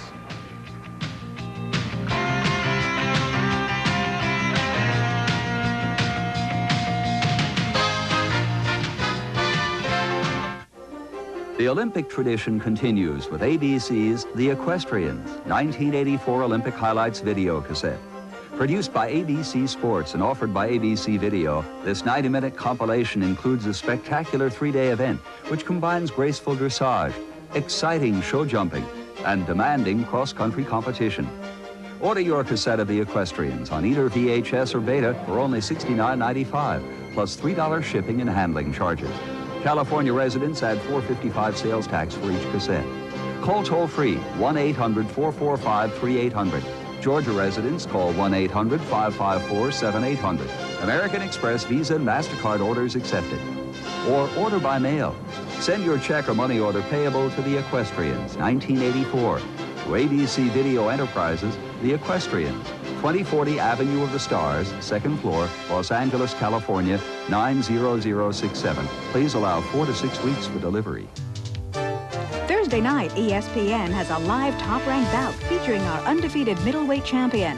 Ray Gray is 12-0 with 6 knockouts and counting. The Flash meets a tough Mike Tinley in the main event, and Olympic silver medalist Willie DeWitt is in action. All live Thursday. The most prestigious event on the Women's Golf Tour is on ESPN live Friday. It's the 1985 U.S. Open. See the second round scramble to make the cut. Well, Dennis Jacques, who's grinning and talking to Wayne Webb, he came over and visited with you. What was that all about? Well, he said that the left lane had been tighter in practice and had broken down by the time he got into it. We've been talking about this all the time. He has moved 7 boards on the approach left or further inside on that left lane to try and get the ball from where it was going Brooklyn earlier to in the 1-3 pocket now. Webb trying for 5 in a row. Has it on that light bucket crumbler. What a great shot from behind Webb. That is 5 in a row for Wayne. Boy, he has been tough every time he's needed to be tonight. That's the story of this man's career. He's tough when he needs to be.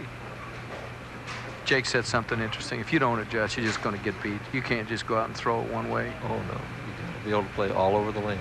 Trying for 6 in a row. Webb up by 13 right now. Can't afford any errant shots. Yep. Boy, is he hot. Is he hot. He leads it by 23. Jacques really has had it put to him right now. He made his big charge, got 3, cut into that deficit. Webb came right back and threw the strikes at him. Now you find out whether Jacques can come back and put the heat back on Webb. Got doubled, doesn't he, Mike? Yeah, well, he has to strike. He has to match Webb.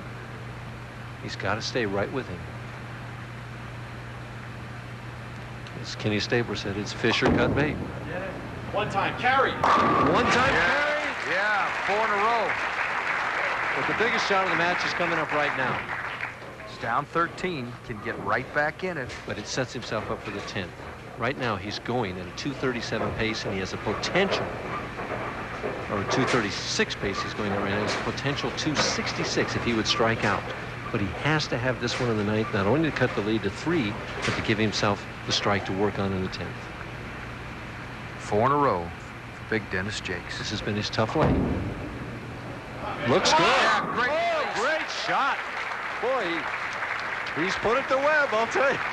Right now, Webb is potential 279 if he strikes out, and Jacques is potential 266. The difference is 3 pins in the match right now.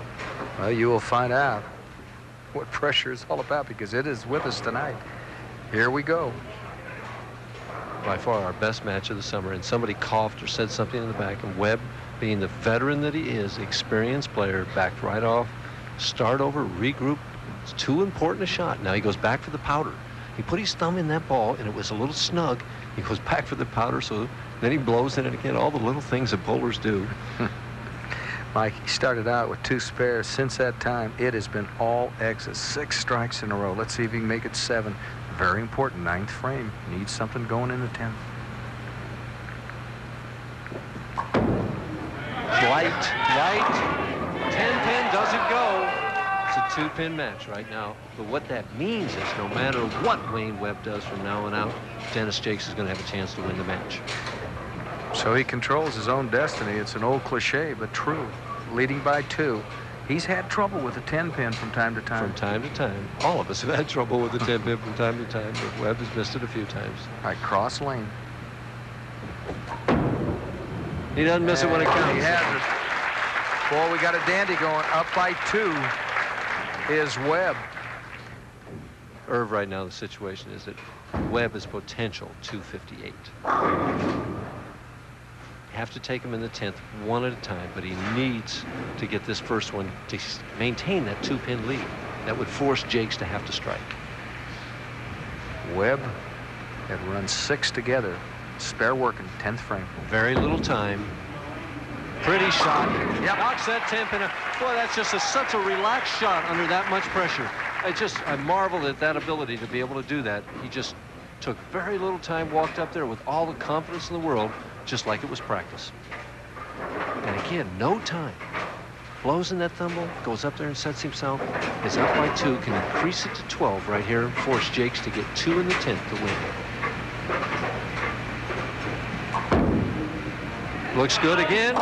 No, it didn't make it this time. The 2-8, forcing Jacques to throw 1 strike to win the match. So Jacques, it's all in his hands. He doesn't have to worry about what Wayne Webb does. Well, Wayne needs 1. No, even if he would miss these 2, Jacques would still need a strike.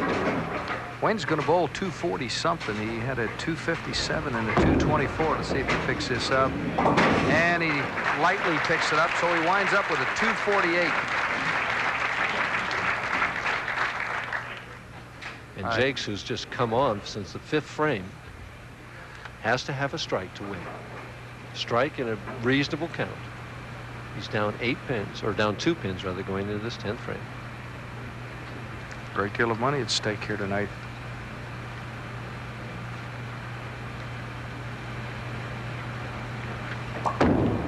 It's close. Gave Come it on, room. Kerry!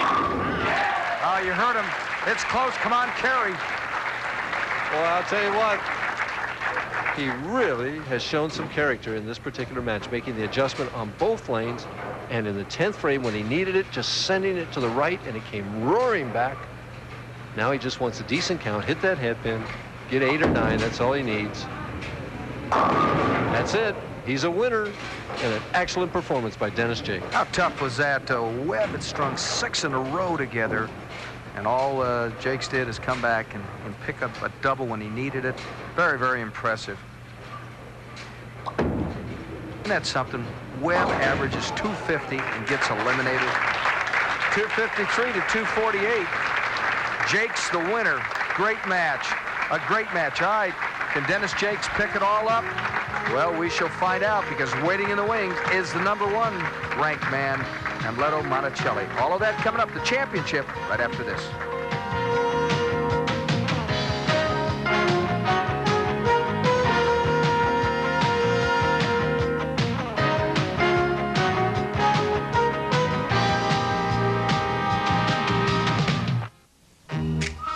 Give me a light.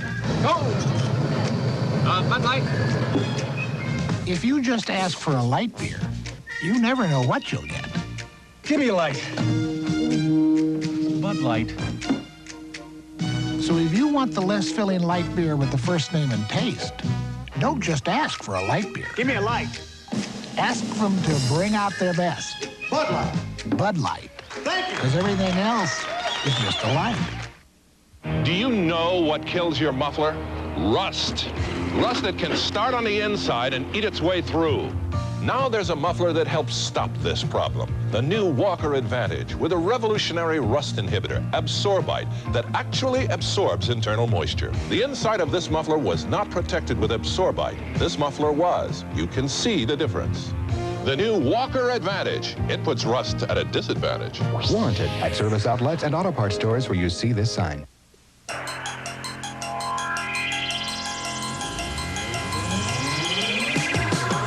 It's the only body you'll ever have. Make the most of it. If you're serious about exercise, and you should be, why not the best? Nautilus for the home. For full information about the new and revolutionary Nautilus for the home, call toll-free 1-800-445-9000. That's 1-800-445-9000. Columbia 300 knows that all bowlers are not created equal. That's why Columbia 300 has spent years in research, just to have the right bowling ball for you. If you need less weight, the light dot. Bowl on drier lanes, the white dot. The perfect all-round ball, the world-famous yellow dot. And if you're ready for urethane, the Columbia 300 U-Dot is your ultimate weapon. Columbia 300, sold only in lanes and pro shops. Well, Mike, it couldn't get any tougher because Dennis Jacques needed a strike in the 10th. Webb would put all the pressure on in the world. There's the picture of concentration and determination to see that set of that jaw. This is the first strike in the 10th frame. Smooth slide, clean release. Between the second and third arrow, the ball goes out to about the 7th or 8th board. There's just no doubt that it was going to strike. A perfect executed strike when he needed to. Dennis Jacques comes over and kind of said to us, good enough. I mean, he's living down that stigma of winning a title with 150 game because he's really coming into his own now. And talking to those pins all the way, and there's the story there. Webb, a tough competitor, gets edged by Jacques, 253 to 248. Well, we've got some more action coming up for you on ESPN. ESPN's live 1985 NASCAR schedule. Well, it gets red hot on Sunday, July 21st. And you want to check it out. Bill Elliott, last year's pole sitter, he had a speed of 152 miles per hour. He'll be there along with the 1984 Grand National Champion, Terry Labonte. Be sure and join us. Rely on ESPN for the best live NASCAR coverage in 1984, live at the Summer 500, Sunday, July 21st. Little practice session right here, and right off the top, first question comes to my mind, Mike. How nervous is Monacelli? Because this is new for him. I haven't seen him throw a strike. I'm watching him practice on these two lanes, and I have not seen him hit the 1-3 pocket yet.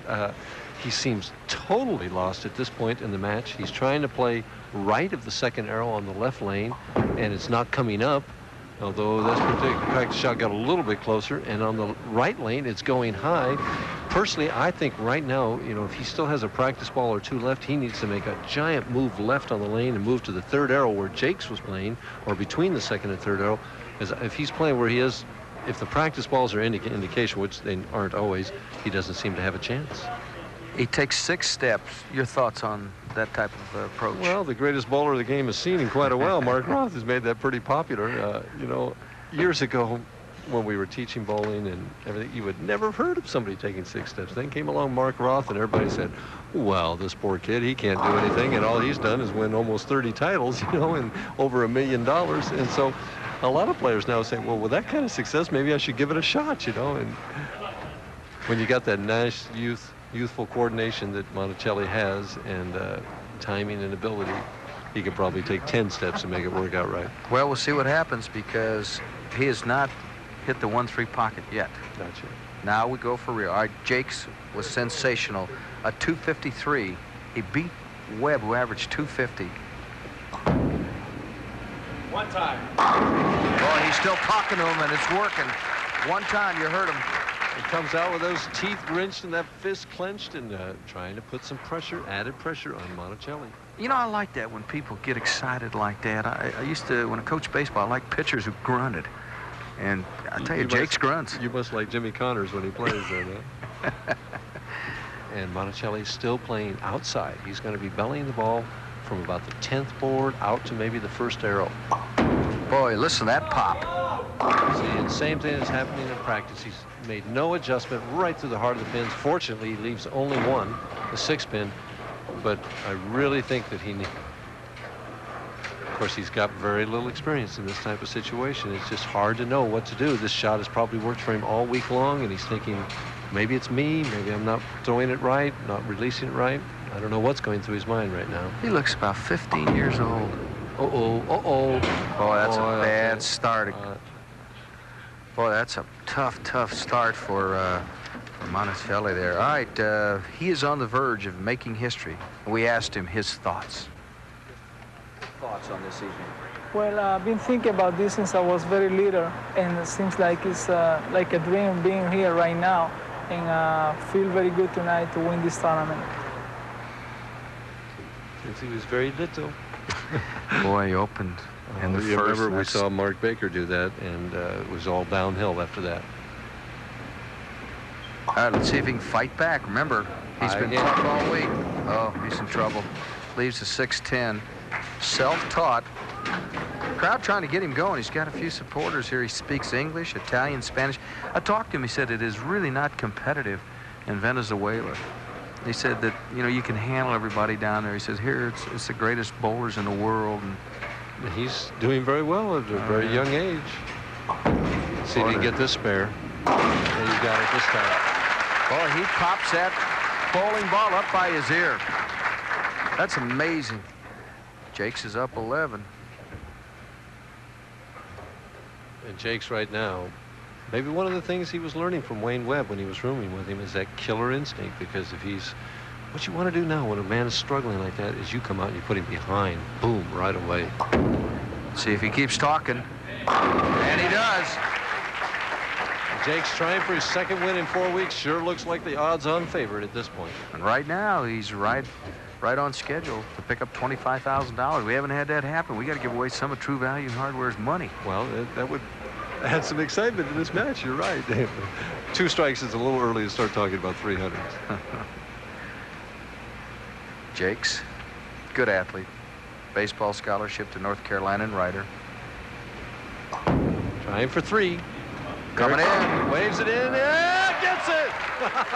Oh, when you're hot, you're hot. That's 3 in a row for Jacques. He's leading by 31, and Monacelli. Watch the head pin. I think it's the head pin that goes to the wall and comes back as a messenger pin. He's waving it in. We can't see. He got in the way, but something came back and got it. That's for sure. All right, let's see if Monacelli can get the bugs out. He has to be a little nervous. He moved left a couple of boards, but I don't think that's going to be a big enough an adjustment here. Shows you how much I know. Oh, in the pocket. Solid 10. Well, at least he's gotten the ball in the 1-3, but I'll tell you what, the way Jacques is going, he's got to get his strike clothes on and in a hurry. Monacelli started leading in the 4th round and kept that leadership all the way through. The early leader this week was Larry Barwick, and Bill Straub took over in the 2nd and 3rd. We saw Straub lose to Webb in the 1st match of the evening. Ross Lane at the 10 pin, straightens it out, flattens out that shot at the 10, makes the spare. Not to be redundant, but should Monacelli win tonight, he would become the first foreign player to capture a Professional Bowlers Association title. Well, Guppy won't like that because Guppy says, I'm from Scotland. I've never gotten my citizenship. Guppy Troop says he green cards it every year and that he's a foreign player and he's won lots of tournaments. Well, we don't regard Guppy as foreign. No. Strange, but not foreign. All right, Monacelli trails by 32. Really needs a strike here. 4th frame. Really sends it out there. It's light, the 210, and this match is almost history already. Jacques has a triple going, and I guess the big thing for Jacques is not to lose that concentration because he's got a nice fat lead and can't relax, can you? No, you don't want to, suddenly you turn from thinking aggressively to, gee, I've got it won, let's just not make a mistake. That type of thinking. Can't be tentative is what you're saying, Mike. Right. And oh, he gave it a go. Oh. What a go he gave it, but in serious trouble is Monacelli. 46-pin lead for Dennis Jacques. We'll come back, check the action out right after this message.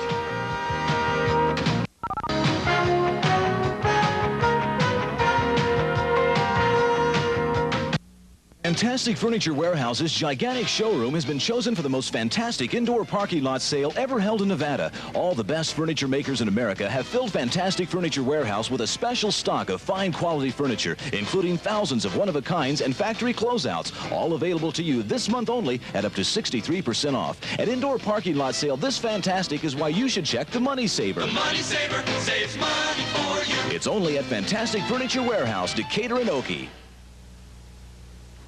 The day Molly took her first steps, I was at a meeting. Now I don't go to meetings. I go down to meet the bus. I didn't give up a career. I just chose the right one for me. You're the one we want to please.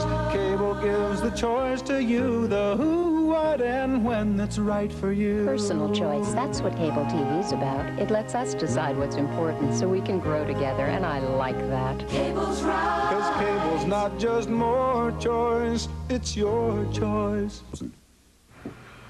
Well, we'll be in Tucson. We'll see all the top bowlers. Mike Albee continues to be the top money winner. Wayne Webb, Pete Weber right behind him. Ron Palumbi will be there, last year's winner. So be sure and join us July 17th. We'll be in Tucson at the Golden Pin Lanes. Back here in Riverside, Dennis Jacques has a perfect game going. Leads by 45. Let me correct something I said when we left. The lead is 45 over Monacelli. Dennis with 3 in a row, trying for 4, trying to keep that momentum going. It's light, and here it comes, solid. Yeah. I can't judge those big hook balls. I think they're going to be light. They just roar back solid. He has been sensational. That's 4 in a row. He leads it by 55. Needed everything going for him against Webb. What a great match, 253 to 248, and Webb once again had 6 in a row. At the time, Jacques had a triple going. He picked up a couple and won it in the 10th. Going for 5. Coming in. Yep. Oh, it won't go. The 7. Well, there goes the 300 game. Sure could have followed. It was a great shot.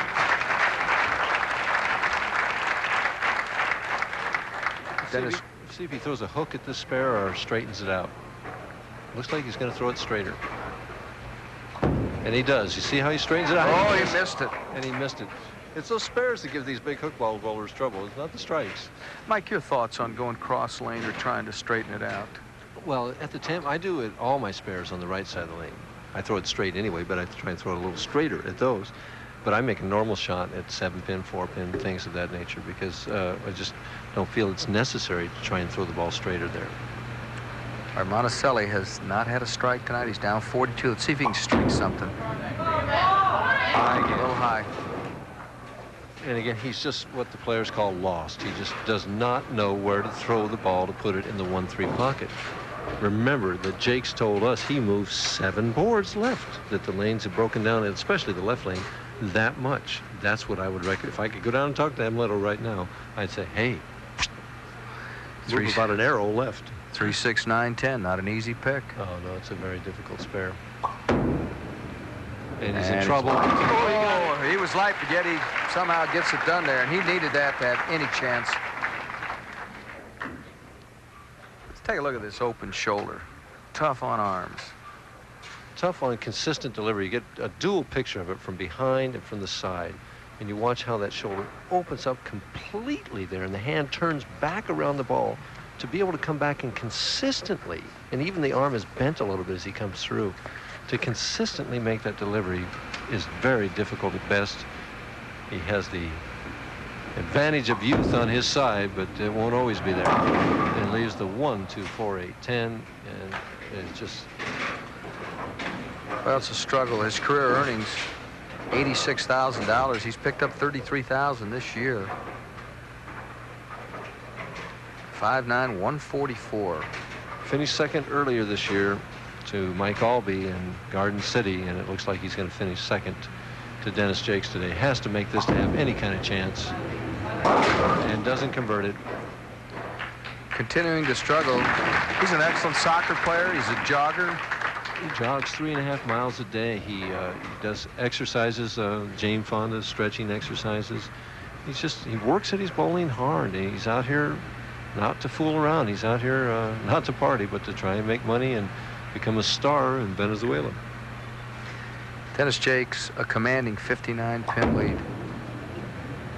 Well, he may have a problem with the 7-pin, but he may have any problem hitting the 1-3 pocket. Oh, you're right. It's 5 out of 6 strikes for Jacques, who is on his way to picking up $16,000, and he has really been the most consistent thing we have seen in our 5 stops. Well, again, he won $18,000 in Seattle, and I think he won $4,500 last week, and another $16,000 this week. Puts him right at about $38,500, almost $40,000 for the last 4 weeks. If he leaves the 2-4-5, we'll see how he does with this spare. If Dennis can hold on to this lead, he will be up around $70,000 for 1985. A year ago, he earned $27,000. And again, he's just throwing the ball straighter at the spare, and has it. Says, all right, I can make a spare. All right, a commanding lead, 59 pins for Dennis Jacques over Monacelli. We'll pick up Amleto when we return right after this message.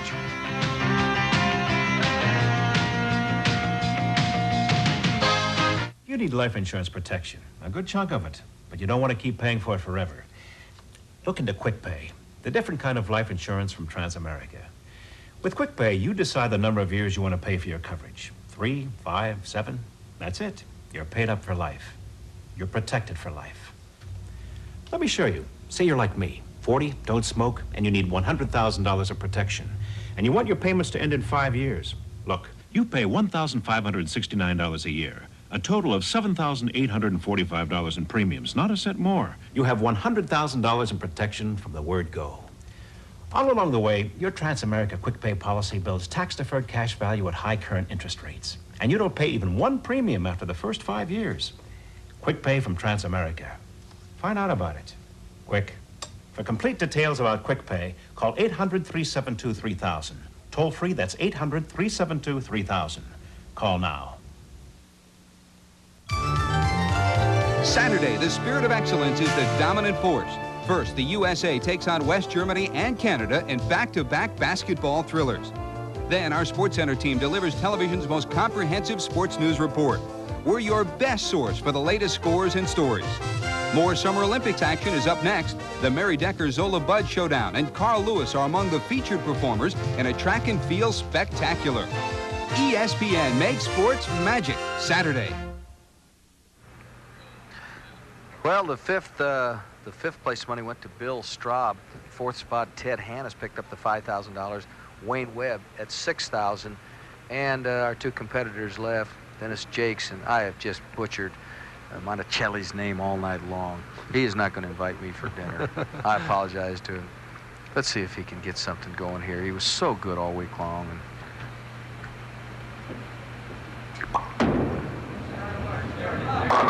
yeah, he got one. And the crowd appreciates it. Way to go.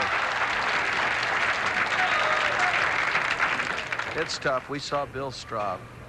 Good bowlers. You've seen a wide range of scores today. What did Straub have in the 140s? 148.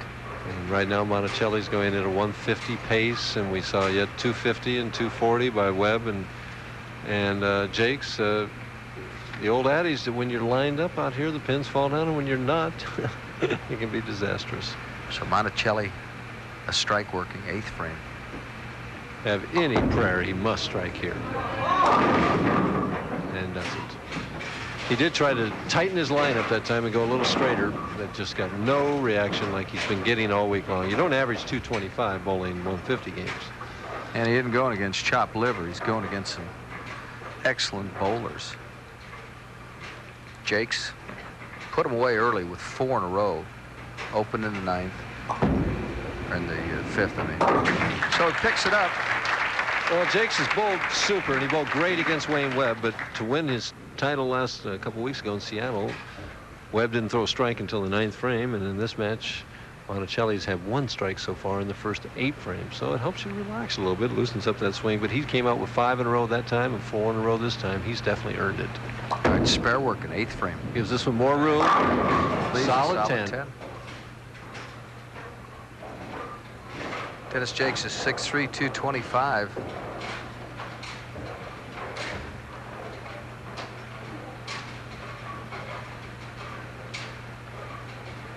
Cross lane at the 10 pin. Remember, he missed a 7 back in the 5th. Picks this one up, though. When he made that 2-4-5, he looked up at us and smiled and said, see, I can make a spare. So. And there's Miss Riverside. We mentioned her just a little earlier.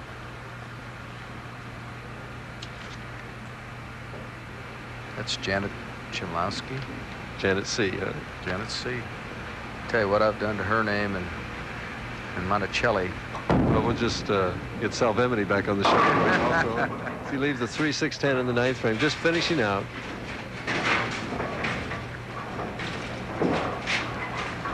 In fact, actually, getting that 7 pins right there is definitely locked him into winning this tournament. His 2nd in 4 weeks. Has the spare. And smiles. Dennis Jacques going to pick up a fat paycheck, $16,000 tonight. Interestingly enough, he didn't think he had a chance going into the last day, That's and he right. flew his wife Kendall back home, and so she's back home watching, rooting. And doesn't need to root anymore. She knows he's won.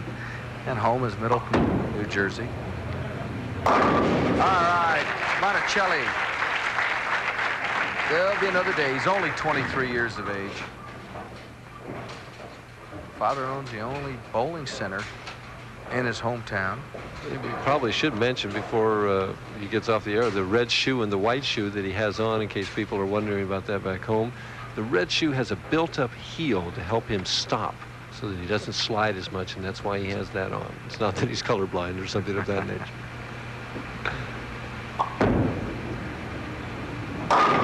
Well, he just never got close on lane 45. Never got close one time. That wasn't his deal tonight.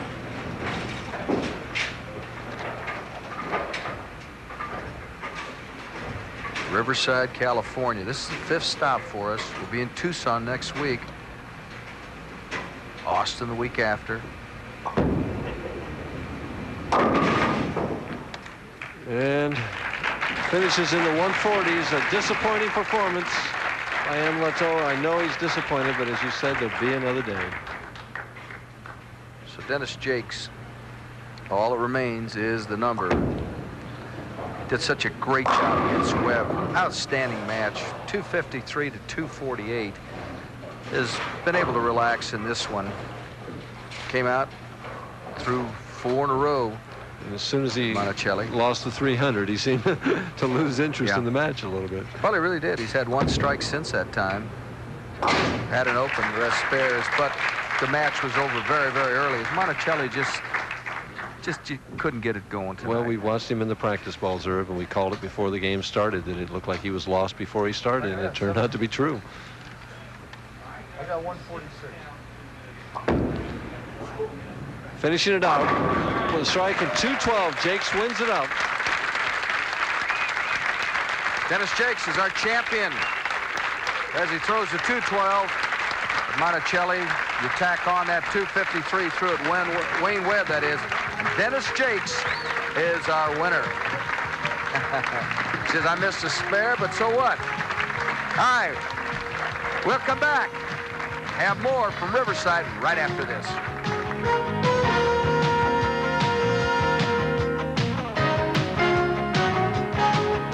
I'm here to tell you all you get by ordering Sports Illustrated now. And I'm here to make sure he gets it right. Get it right. Yes, sir. Mr. Alzado. Sports Illustrated not only gives you unbeatable weekly football coverage, they'll knock you over with their big 1985 college and pro football spectacular. And it is spectacular. Go on. It's filled with football. Full-color football. A bright look at the players and teams and the games they play. It's a lot of great stuff you don't find anywhere else. But you can get it all by calling this toll-free number, 1-800... Wait a second. Don't give them that number yet. But they need the number if they're going to call. Not until you tell them everything they get. You get the famous Sportsman of the Year double issue and the annual swimsuit issue. As always, a beautiful preview of what's new under the sun. And it's all yours. And by ordering now, you get 40% off the cover price. Give them 50. 50? Well, almost 50. Okay. You get almost 50% off the cover price. So you'll get 30 issues at the low basic rate, payable in 3 monthly installments of only $9.89. So every week, no matter what the sport, you'll get the timely, colorful coverage that only Sports Illustrated can give you. What more could you want? Just call this toll-free number. Give them this too. Free? Free. You also get free this handy 1985 NFL football schedule. So and this. They get this great pair of binoculars too? Do what I say. So call now, and you also get these sporty, high-quality binoculars. Free. Free with your paid subscription. They're perfect for getting closer to football or anything else you want to get close to. And they're free. Oh, and so is this handsome carrying case from Sports Illustrated. Not only do you get a lot of football, you get a lot more. But to get it, you better call now. I do what he says. Call now. 1-800-221-3200. Well, there's a guy who's won it all, a big smile. Dennis Jacques, you came out and you had just an outstanding game against Wayne Webb, and you had to. Webb had 6 in a row, and you needed to strike at the time you had a turkey going. You wind up with 5 in a row, and then in the 10th, the big strike, and that's the one that did it. Certainly was. All week long I had been throwing the strike when I needed it. I was hitting the pocket. I was confident I was going to hit it. And if a 10-pin stood, or an 8 or a 9, it was just part of the game, and it carried for me, and I was able to go on. It's a good thing that this guy is big, because we have a trophy over here that is going to knock your eyes out. Billy Martin, that's not the Yankee skipper. Bill Martin is the general manager here at Active West. And Bill, I don't know, can you pick that up, or what are we going to do with this thing here? We're going to need a truck to haul it away. I'm going to get you in here and let you say a word or two, Bill. Dennis, nice guys really do finish last. Congratulations on behalf of Active West Town Square Lanes and all of the fans in the Riverside area. All right, Bill Martin. And okay. Now, the important part. I know the trophy's great, but let's also get you a little money. Paul Spiegel, who is one of the owners here at Active West. I think you've got something for him, Paul. Dennis, on behalf of all of us at Active West, congratulations, and I'm happy to present you with this check for $16,000, which brings your winnings for the day to $16,003. Congratulations. Thank you very much. We appreciate it. Well, he'll need that $16,000 to buy something that he can haul that trophy with. You have really been red hot. The last month, you have just owned everything. Well, it's we have a little saying out here: when they give it to you, take it and run, because you're going to have some dry days out here. So I'm trying to make it all worthwhile right now, and just want to be a consistent player that I can be out there and make some money and make a good living. All right, Mike's got a few thoughts. Dennis, first of all, congratulations on your win. I have a couple questions. First of all, you came out in the opening match and the ball was going high, even on the crossover on the Brooklyn side. Then suddenly, halfway through the match, boom, you start hitting the pocket. What adjustment did you make? Well, in the left lane, I had, in practice, it was a little bit tighter, so I was a little bit further out, and it had dried up with the couple of games bowled on it. So all I did was move back into where I was on the right lane, and it was just a little bit tighter, and I just had to make sure I executed a little bit better on the left lane, and it all worked out. You were happy to finish on the right lane then? Oh, definitely. I knew that was going to hook, and my game has a few mistakes in it, so if I was going to make it, I had to make it right, and hopefully it would come back. Well, you certainly did. Congratulations. Thank you. Let me ask you one thing. You had a shot at the 300 game with 4 in a row. After that, you came on, and did you lose your concentration? Just a little bit. Amleto was struggling. I knew he was going to have a little trouble with the left lane, and it's kind of hard. It was almost like in Seattle when you get that big lead to keep going, and you start to tend to wander and think about a few things, and it was just a little bit hard to keep my adrenaline pumping. Final quick thought, Mike? Those Grinch teeth and everything for Wayne Webb, was that especially for him, or was that for anybody? Oh, that's a little bit. Me and Wayne are old roommates. We're going to be rooming together next week in Tucson, and we're go after each other a little bit. I'd like to thank everybody here at Active West, all the fans for coming out tonight, the help, and thank you very much. All right, that'll do it. That's the story. Dennis Jake's our winner. Yeah, thank you very much from Southern California.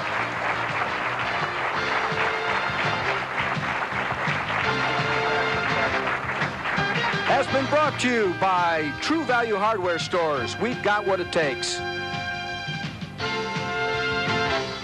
For Mike Durbin, this is Irv Brown. Thanks for joining us.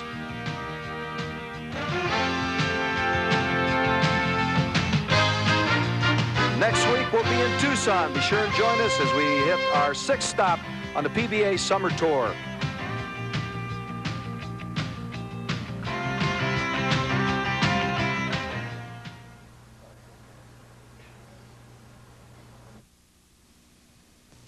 United flies more people to Hawaii than any other airline. Nobody